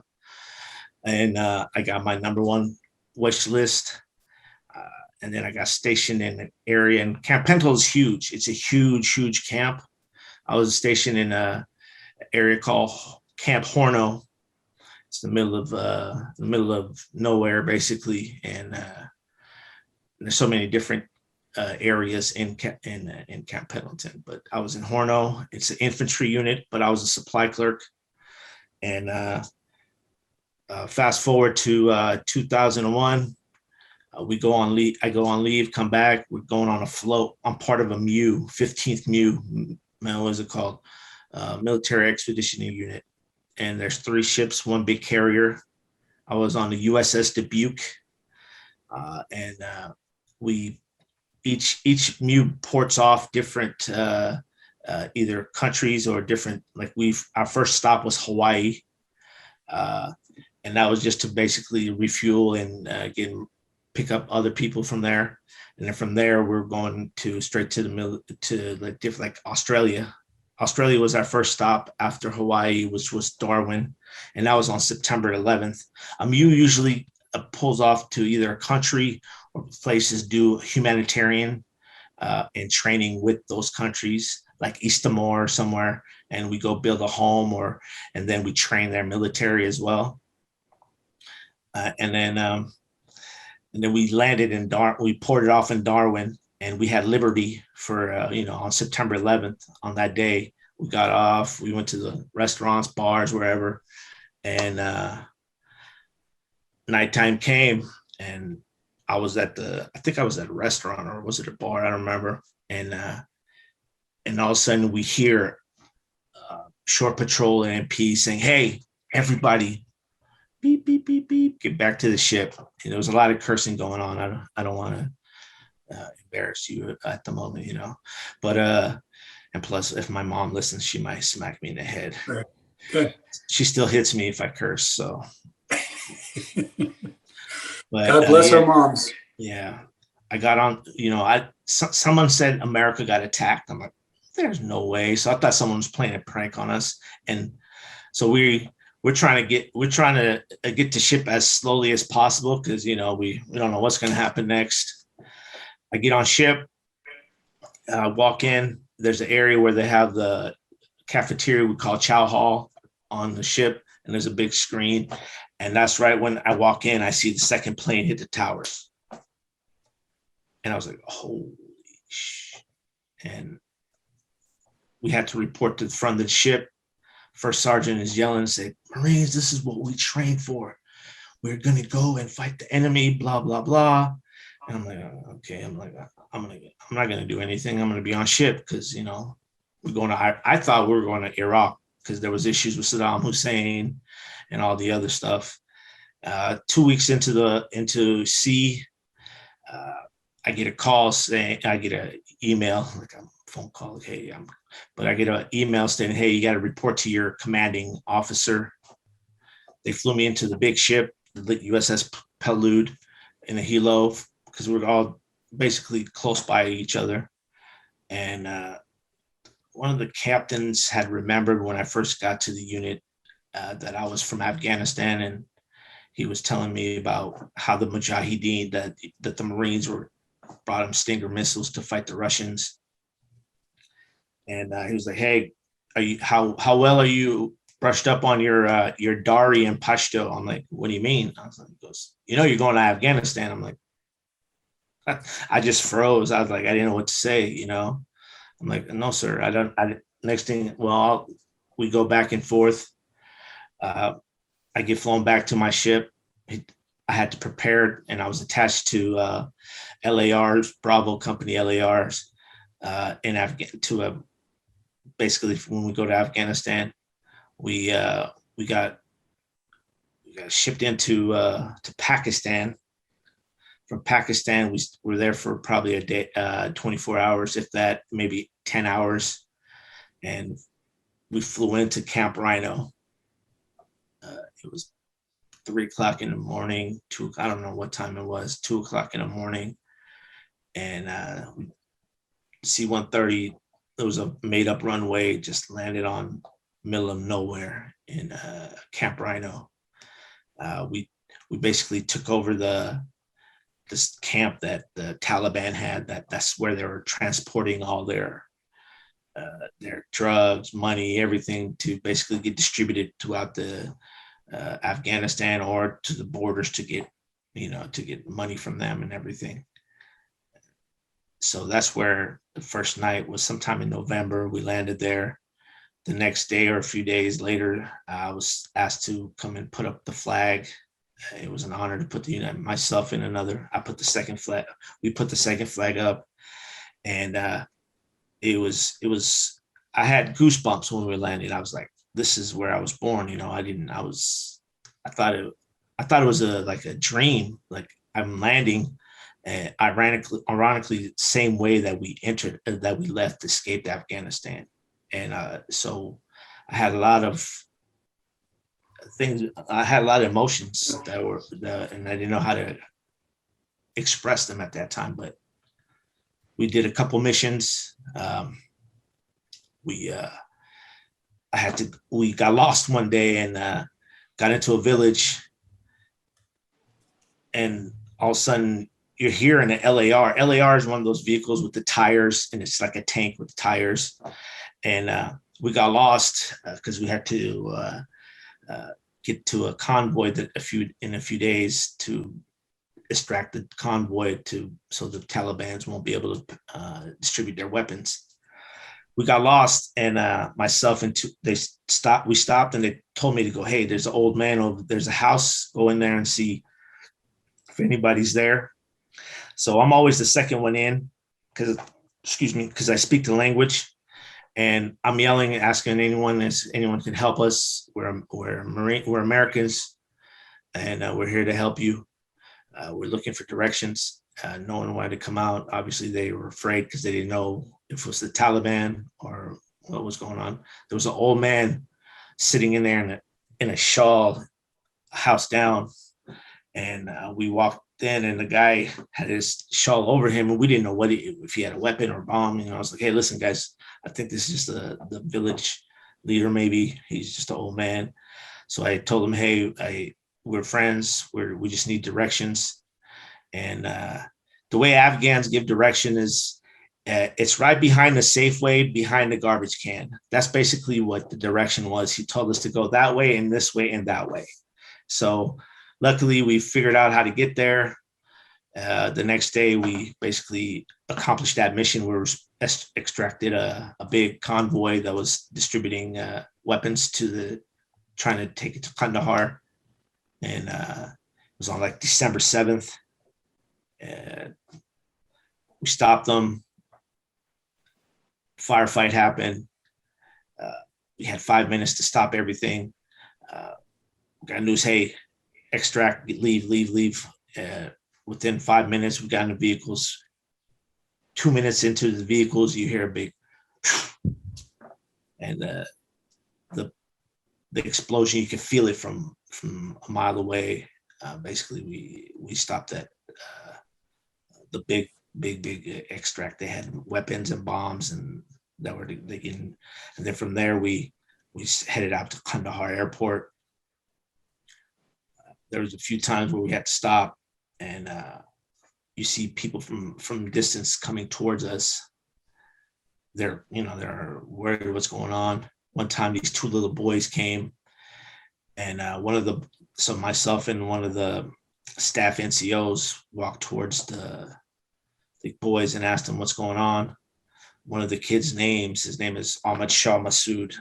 Ahmad Shah Massoud, he was called the Lion of Afghanistan. He was the Mujahideen that fought against the Soviets and as well as the Taliban, Al Qaeda. And he was murdered 2 days before September 11th. Al Qaeda had hired, basically used two reporters as two Al Qaeda members as reporters. They went to interview him. They had put a bomb in the camera, and the bomb exploded, and Ahmad Shah Massoud was murdered. Right now, Ahmad Shah Massoud's son is in Pangea fighting against the Taliban. That's the only city in Afghanistan that hasn't been conquered yet. And that Pangea area is well known because the Russians could not invade that area because how rigged it is and how difficult it is to basically win.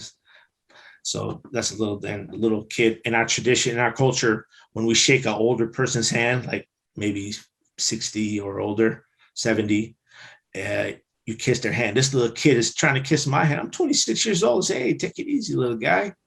But the little guy was telling us how the Taliban killed his father and kidnapped his sister, and they need help. And the worst thing is to me is I can't even tell this kid. I didn't know I'm like, I'm sorry, I can't help you, but we'll try our best to find them in the area wherever they're at. And then a day later, we basically get to Kandahar Airport, and that's where I did different missions. I was attached to the Green Beret, CIA,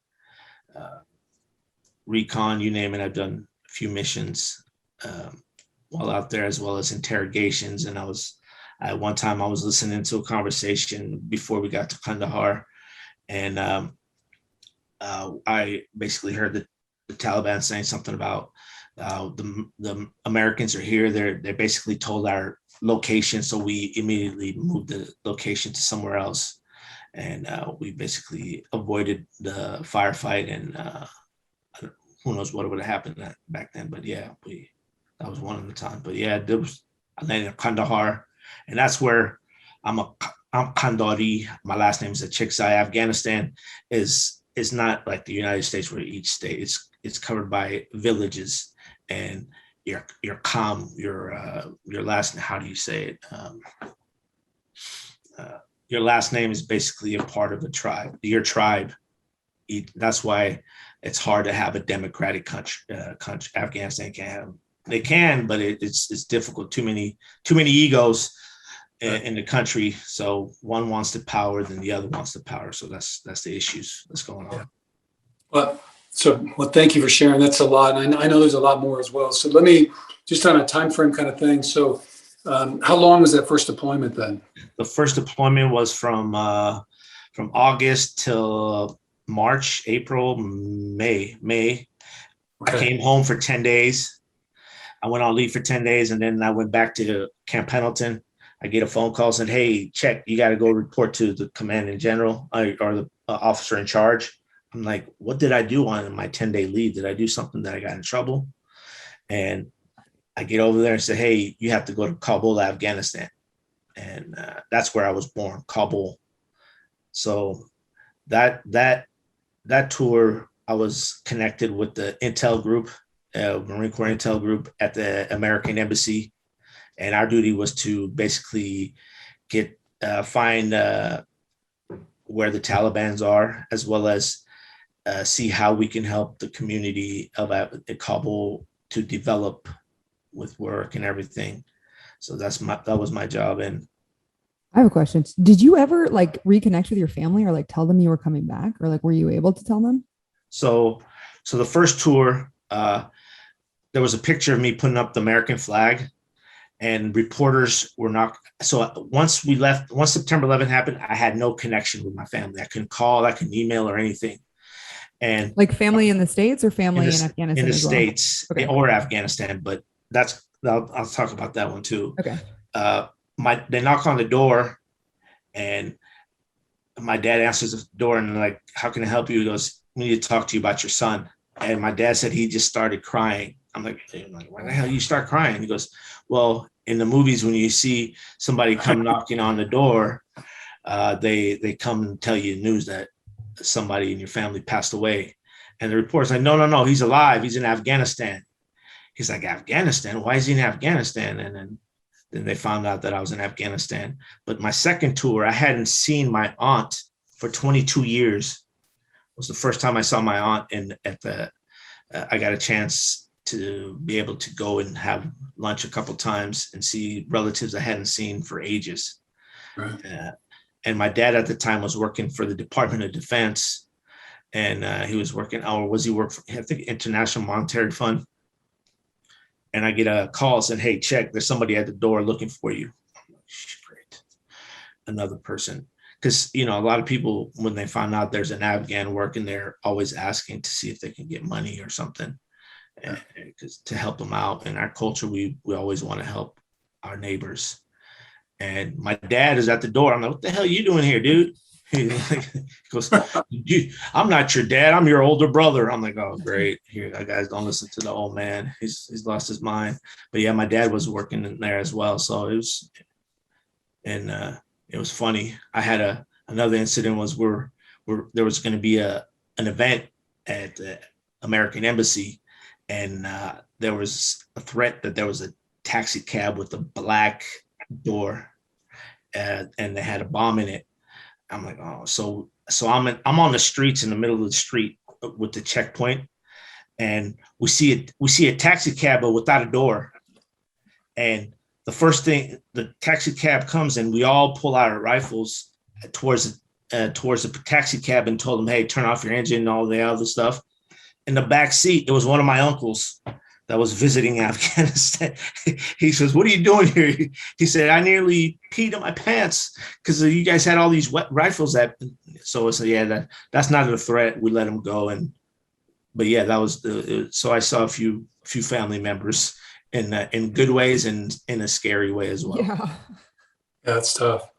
Okay, so then how long was the second tour then? When did you wrap that? Second tour was about 8 months. And then I came home. I got out in 2004. I was going to do a lat move to Intel. But what people don't realize is I joined the Marine Corps as a green card waiver. I wasn't even an American citizen yet when I joined. I was going to ask you about that. I was wondering. Yeah. So I joined as a green card waiver. There's a waiver for that. So while I was in Afghanistan and while I was serving my 4 years, I was never a citizen. As a matter of fact, I got my citizenship in 2016. I don't know when it was. It was a 2000 something, because it was time to get it. And I've finally got it. But yeah, and then I got out in 2004 for a whole year. The PTSD, anxiety, and depression was finally, I guess, caught up to me. I didn't work for a year. And then I started working at night. My friend opened up a nightclub, and he asked me if I can help him. So I helped with the setting up the security and all the other stuff with that. In 2006, not 2019. What was it? Yeah, 2006. It was, and then I was doing the nightclub stuff and promotions. And then 2011, I finally got married at a late age and moved here to sunny California. And this is where I've been since 2013, excuse me. What a journey. Well, congratulations on your marriage. The journey's never over.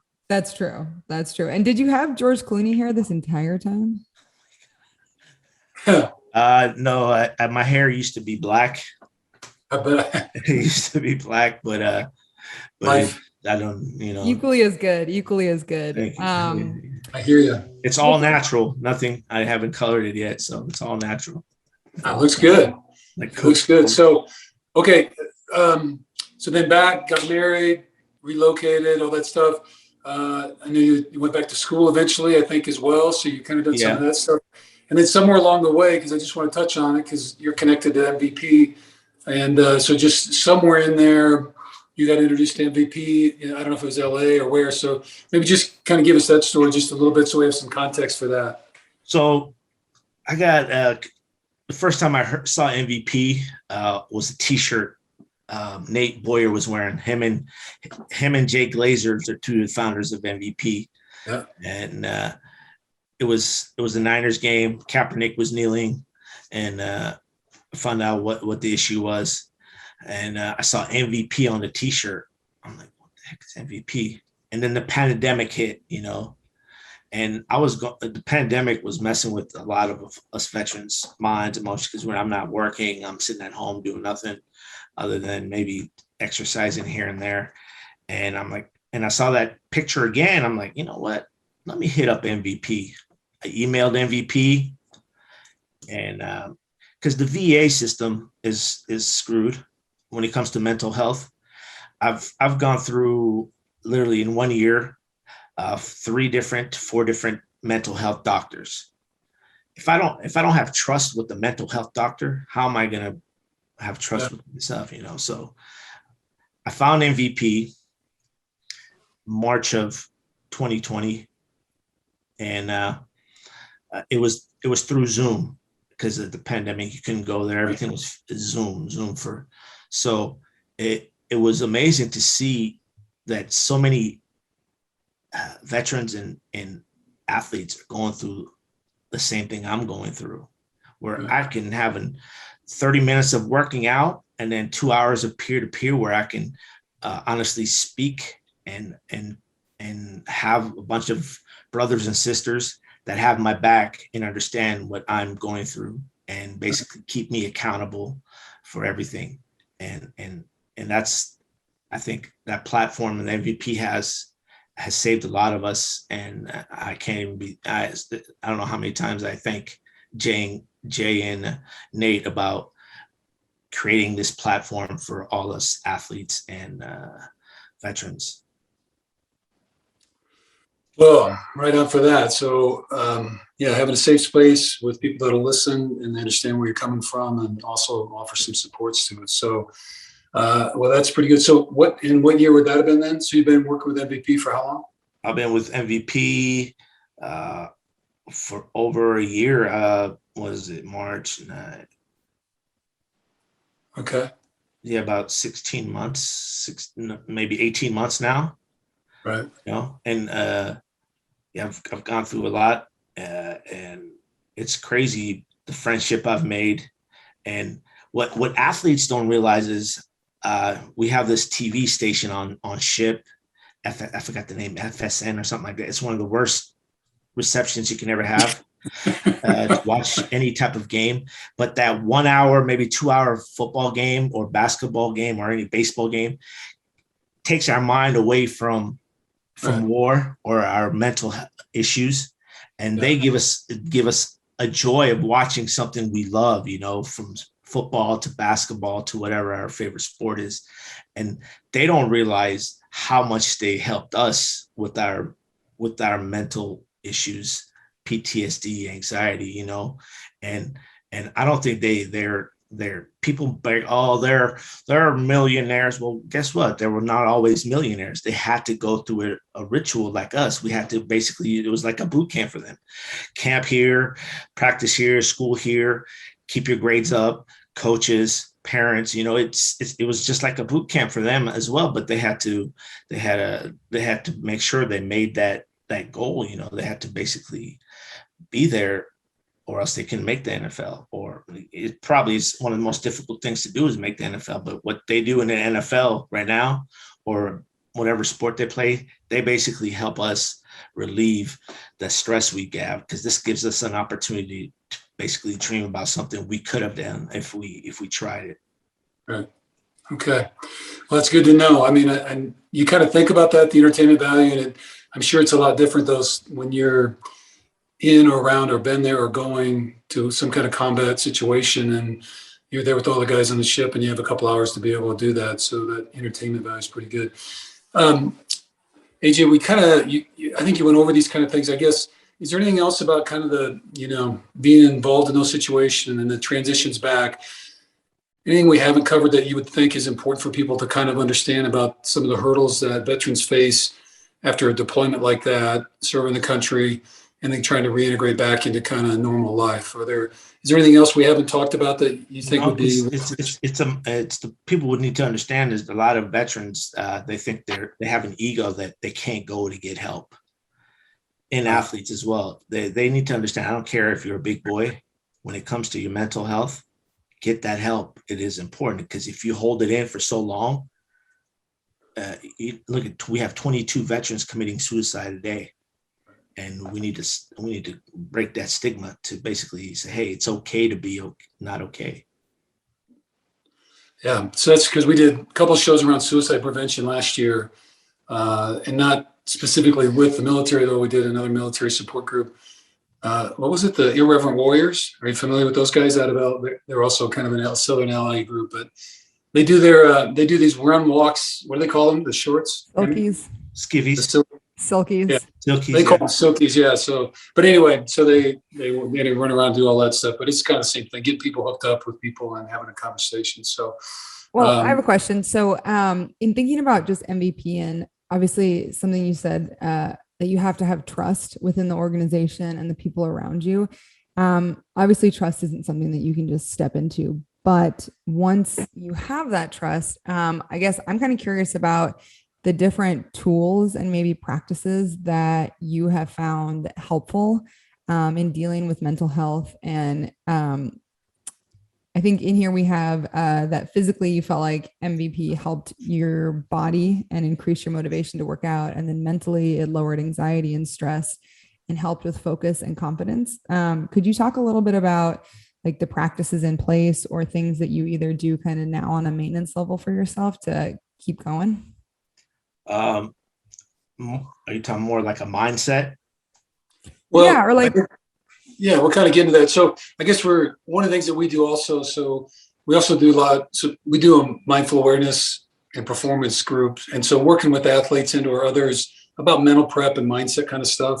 And so most of our stuff is all meditation based and mindfulness. And we work with visualization, affirmations, all kinds of different tools. And so just wondering about that because the way in which MVP, and I know some of it's just talking and being with those folks, but were there real concrete or specific tools that were shared other than kind of the camaraderie and the safety that you were talking about? Well, yeah, like that 30-minute exercise helps, Yep. Especially where you're shadow boxing or you're doing some type of different self-defense move. For some reason, I'd rather, get hit at times because it helps me motivate. Instead of hitting somebody, I'd rather hit a box like a punching bag or be able to just move around. And that's one thing. Another thing is I'm slowly getting into yoga and Okay. I still don't have the balance. And another thing is also basically I'm trying to learn meditation and it helps a lot with this stuff.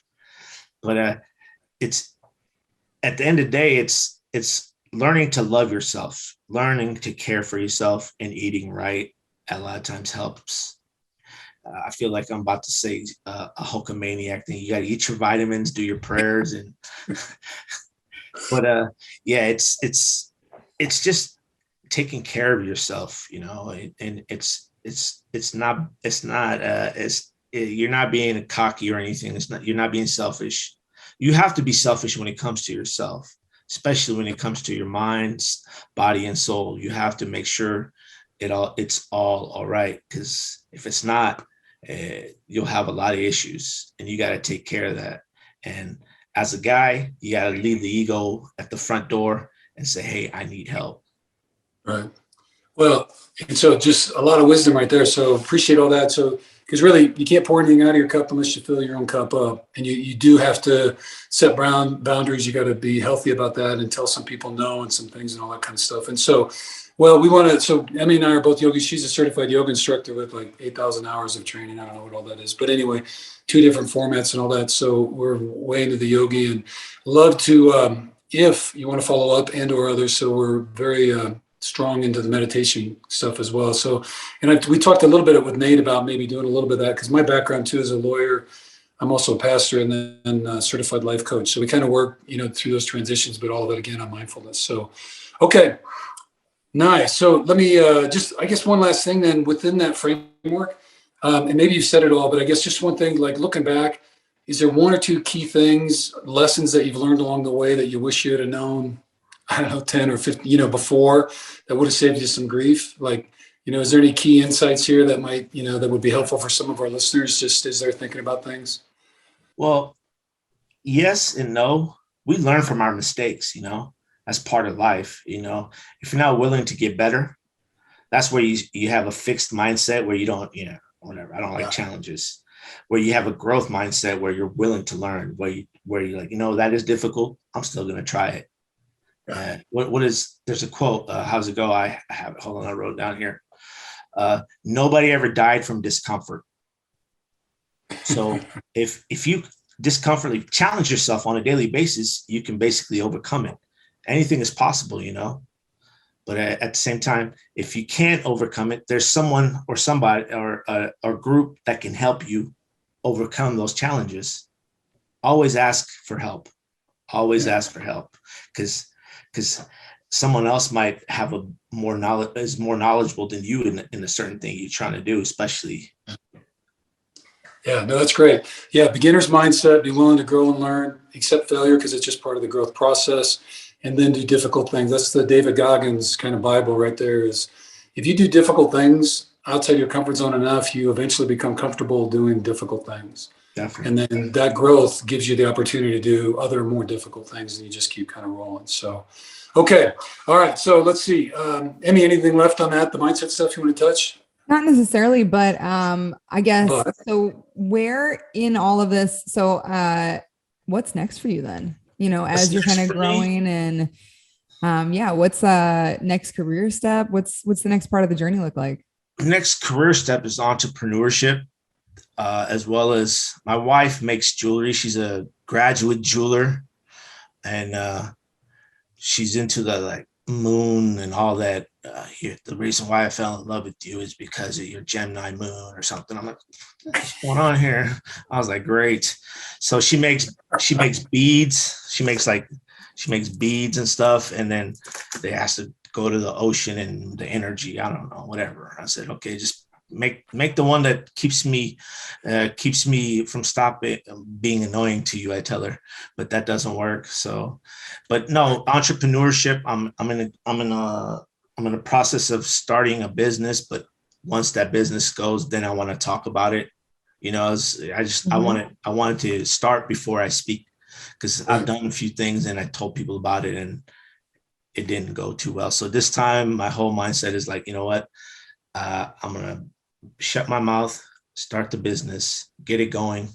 And then once it gets going, I have to talk about it because I need customers. I need people to do. Well, fill us in when you're ready to talk about it. Let us know though.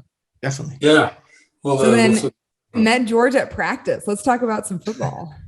How was he? Was he nice? Oh, he was nice. No, the funny part was everyone in MVP is either a Rams fan or a Chargers fan. And then you have the Bears fans and the guys from the Green Bay fans, all the other, but majority of LA is obviously Rams. And John Lynch was on a phone call, and Jay Glazer and John Lynch are good friends. I get a text after their MVP said, hey, John, this is AJ. He's a big 49ers fan, blah, blah, blah. Next thing you know, he goes, hey, where you live? I said, we're in Costa Mesa. Come us to practice.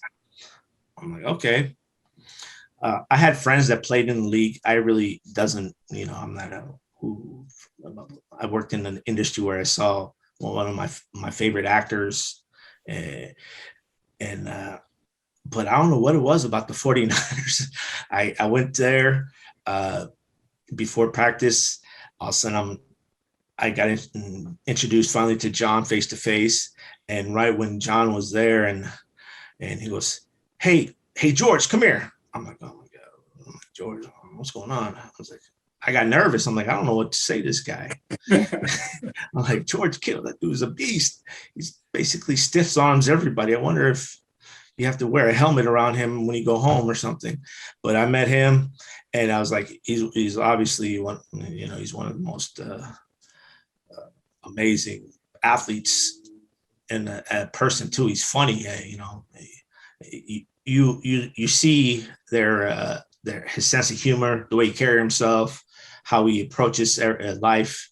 I've heard him speak at times, and you're like, man, this is George Kittle. I shook his hand, and I didn't realize. I thought he was going to be like, they say he's 6'3". I think they're lying. He's probably about 6'5", maybe 6'6". But he's 7 foot. No, he's not. Oh, I'm just kidding. He's definitely not. Guy. Yeah, he was awesome. He was cool, nice, and like he thanked me. I'm like, you don't need to thank me. I want to thank you for what you athletes do for us. Keep us thinking about sports at 2 to 3 hours a day, and instead of the war and all the other stuff. Yeah, I didn't want to blow up his head that right then and there. That's later on maybe, but yeah, he was a good guy. He was he's carried. I mean, he was funny, and obviously he had practice, so I didn't want to bother him. But yeah, John Lynch said, "Hey, meet AJ." Blah blah. Took a picture with him, and then watched the practice. Team looked good. I'm excited. Other than we keep getting injuries, but we'll talk about that. Yeah. Positive vibes. Well, good. Hey, after the show, will you send me the photo of you and George? Yeah. Email it to us. Okay, cool. Thank you. We'll throw that up. All right, and then you're coming to the game this weekend versus the Packers on Sunday Night Football, so that'll be pretty good. Wow. So I'll be shooting those to you via email here shortly, so that'll be really good. So, all right. Well, one of the things we like to do, and as part of the show, the Hidden Pearls part, is that we're uncovering all these hidden pearls, and that includes some of the charities around. And so we've offered, with our partnership with MVP, not only telling the vet story, but for this year, working with the vets on some of the charities. And so you shared a couple with me. We ended up with the Afghan Coalition, and maybe I'll just read a little bit about that. And I've got some stuff in there. We could just kind of explain that. And so our weekly donation to the charity is going to go to the Afghan Coalition. So let me do this, and then you can fill in some of the gaps about how you got involved with them and what they do. So formed in 1996, the Afghan Coalition is a 501c3 nonprofit organization dedicated to strengthening Afghan families, improving their access to social services, and building a strong and united Afghan-American community. AC is located in Fremont, California, and is the largest Afghan-American organization in the United States, serving over 1,000 Afghan community members per year, particularly immigrant women and children. And so I won't read through, there's quite a list of stuff, but legal immigration services, mental health. The website also talked quite a bit about domestic violence issues and kind of working with those. And then also translation. And then a big focus was on secure and safe temporary housing, which I know you mentioned to me as well. So anything else would you like to add or let people know about the Afghan Coalition? Yeah, they're a nonprofit based out of Fremont. Fremont's known, it's called Little Afghanistan. The Bay Area, Northern California, has the largest Afghan community in the United States. But with that coalition, they're looking to hire three people to basically do outreach. They're working with the state so they can get some type of funding to pay those guys for donations, and as well as and basically informing them what's going on with the rec. They also are trying to hire tutors for the kids that come in to learn how to speak. Education is important, because with education, you see a different state of mind with the children. And then the mental health thing is important too, because childhood trauma, I'm still going through it as escaping from Afghanistan. And that's what Susie with MVP, she's one of our licensed mental health yogi, etc. Everything she does, she's amazing. But it's it's important that the community comes together, and I work with them because of what they did and help them raise money. But my focus is to help different other organizations, because right now the easiest way to come to Afghanistan, to America, is by a humanitarian parolee, and that costs $575. And someone coming from a poor country, it's really hard, especially when the Taliban are looking for you. Women are in danger. Anyone that was working for the police, anyone who was working in the military, the Hazara community as well as the Shia community are in danger because the Taliban are looking for all these individuals. And it's really hard to fill out paperwork. So they need help. There's three other nonprofits or organizations that I'm looking to help in the Bay Area, that is going to basically help with the humanitarian parolee stuff, which is called Project ANAR, ANAR. And then my family has some nonprofits that they work with, that they've been doing for the last 10 years in Afghanistan, called Humayra Rahman Foundation. And then as well as the Children of War, they have people in ground right now that are, because they're not getting paid. No one's getting paid right now. So there's no food and there's no money. So the donations they get, they basically feed the people that are there. And then there's another group called United Afghan American Coalition. They're working to basically bring people out of Afghanistan into the States or to UK, Canada. And then it's a lot of these nonprofits, I feel like, need to come together as a one big whole united front, where they can use all their minds together and basically start helping everyone from different states and cities and countries, so we all can work together as one and unify and hopefully someday free Afghanistan. Okay.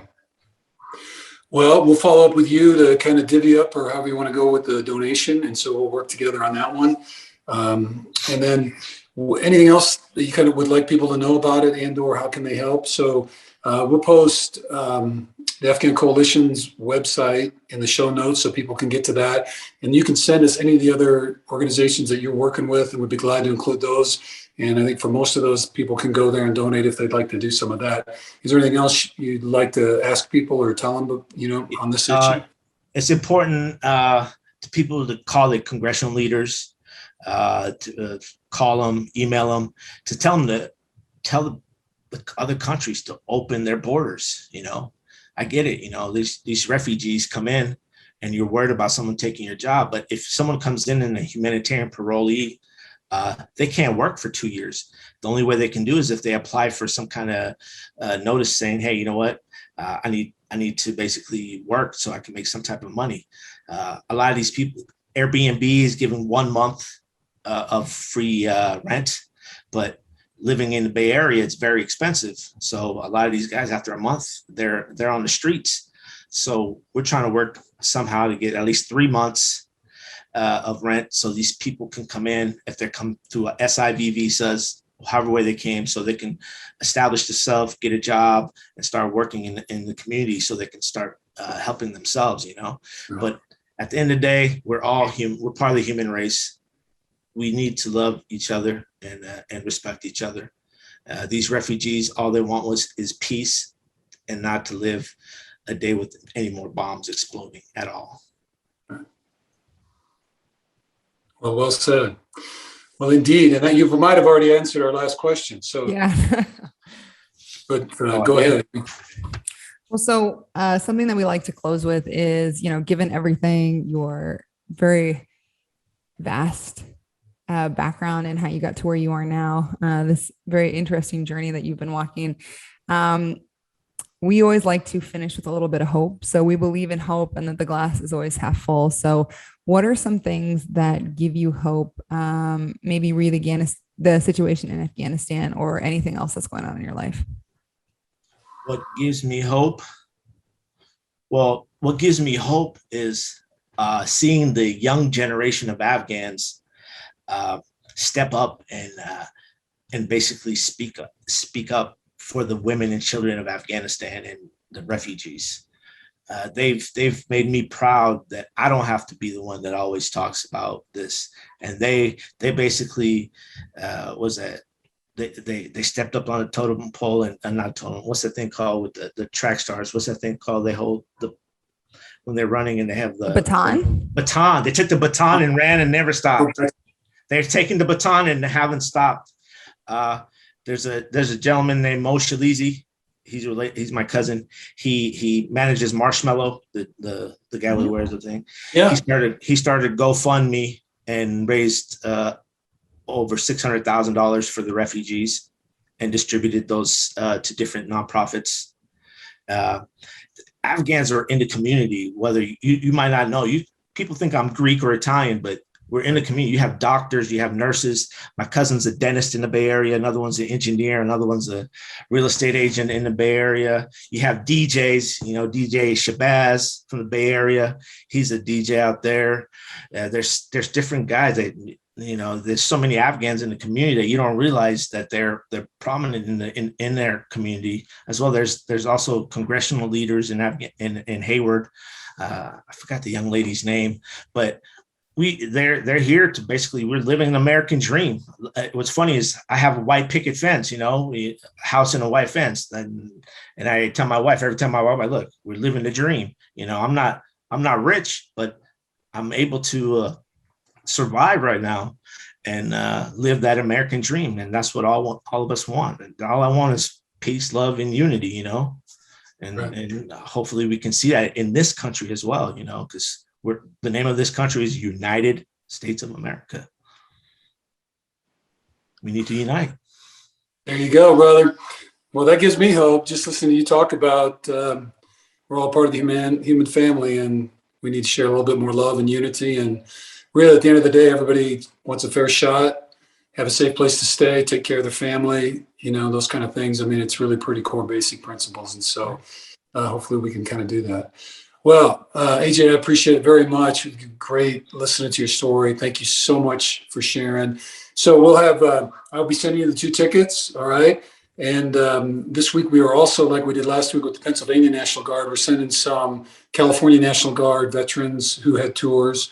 And I think you'll be pretty close proximity. I don't know if they'll be right next to them, but I'll let you know where those guys are just so you can but they're coming to the show as well. And I'll send those to you. And then pre-game or post or kind of before the game, we'll try to get hooked up, and we'd love to get a picture with you and that. And who are you taking to the game just for fun? So fun. We might be tailgating because in our tailgating, we make shish kebabs and stuff. So you guys are more welcome to come join us if you want.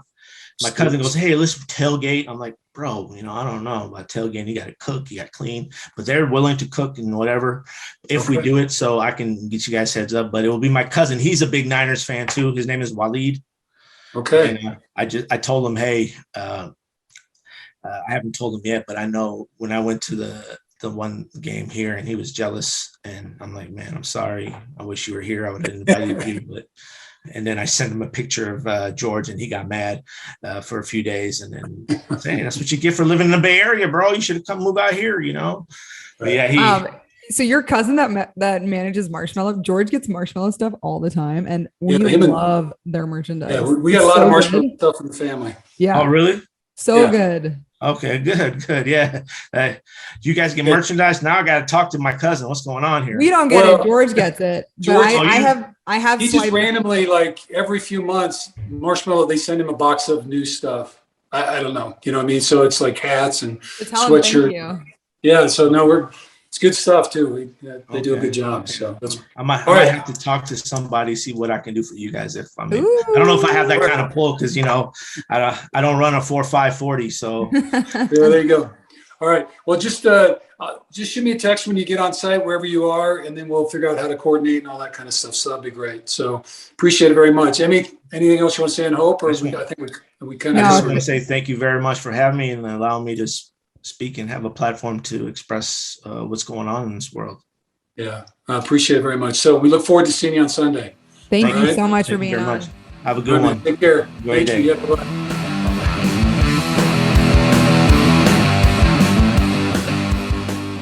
Week 2 in the books. Thank you everyone for sticking around and being a part of this episode. Big thanks to Marcedes Lewis. Please, you guys, make sure you go back kind of absorb as much wisdom as you can from that man. Big thank you to AJ. Such an incredible interview. I think, just his piece about we all just want love and we all just want to be connected. And there are so many different ways that we can all get involved and really take care of each other. So definitely an important time to drop our judgment and to just see the humans in all of us and know that we're here just trying to live our life and do the best that we can. So extend a little extra kindness. It's also the fall equinox. So if you're feeling a lot of crazy energy and some big transitions or maybe some forced transitions, I just want to offer a little encouragement to honor that process and be patient and gentle with yourself as we are transitioning from spring to fall. So there's a lot of information out about that, but definitely just a time to be gentle, a time to reflect, a time to set new goals, and a time to get clear on the things that we want to let go, because the energy around us is really set up to support that. So with that, if you want to hit subscribe on our YouTube, on our website, that would be super fantastic. If any of you feel called to leave a review, it helps us so much to get our message out there, to connect with more people, and to just grow our brand. It's a really big part of how we help people and how we find or help other people find us. If you want to find us, we are on TikTok, Hidden Pearls Podcast, Instagram, Hidden Pearls Podcast, Twitter is Hidden Pearls Pod, Facebook, Hidden Pearls Podcast, pretty consistent the whole way around.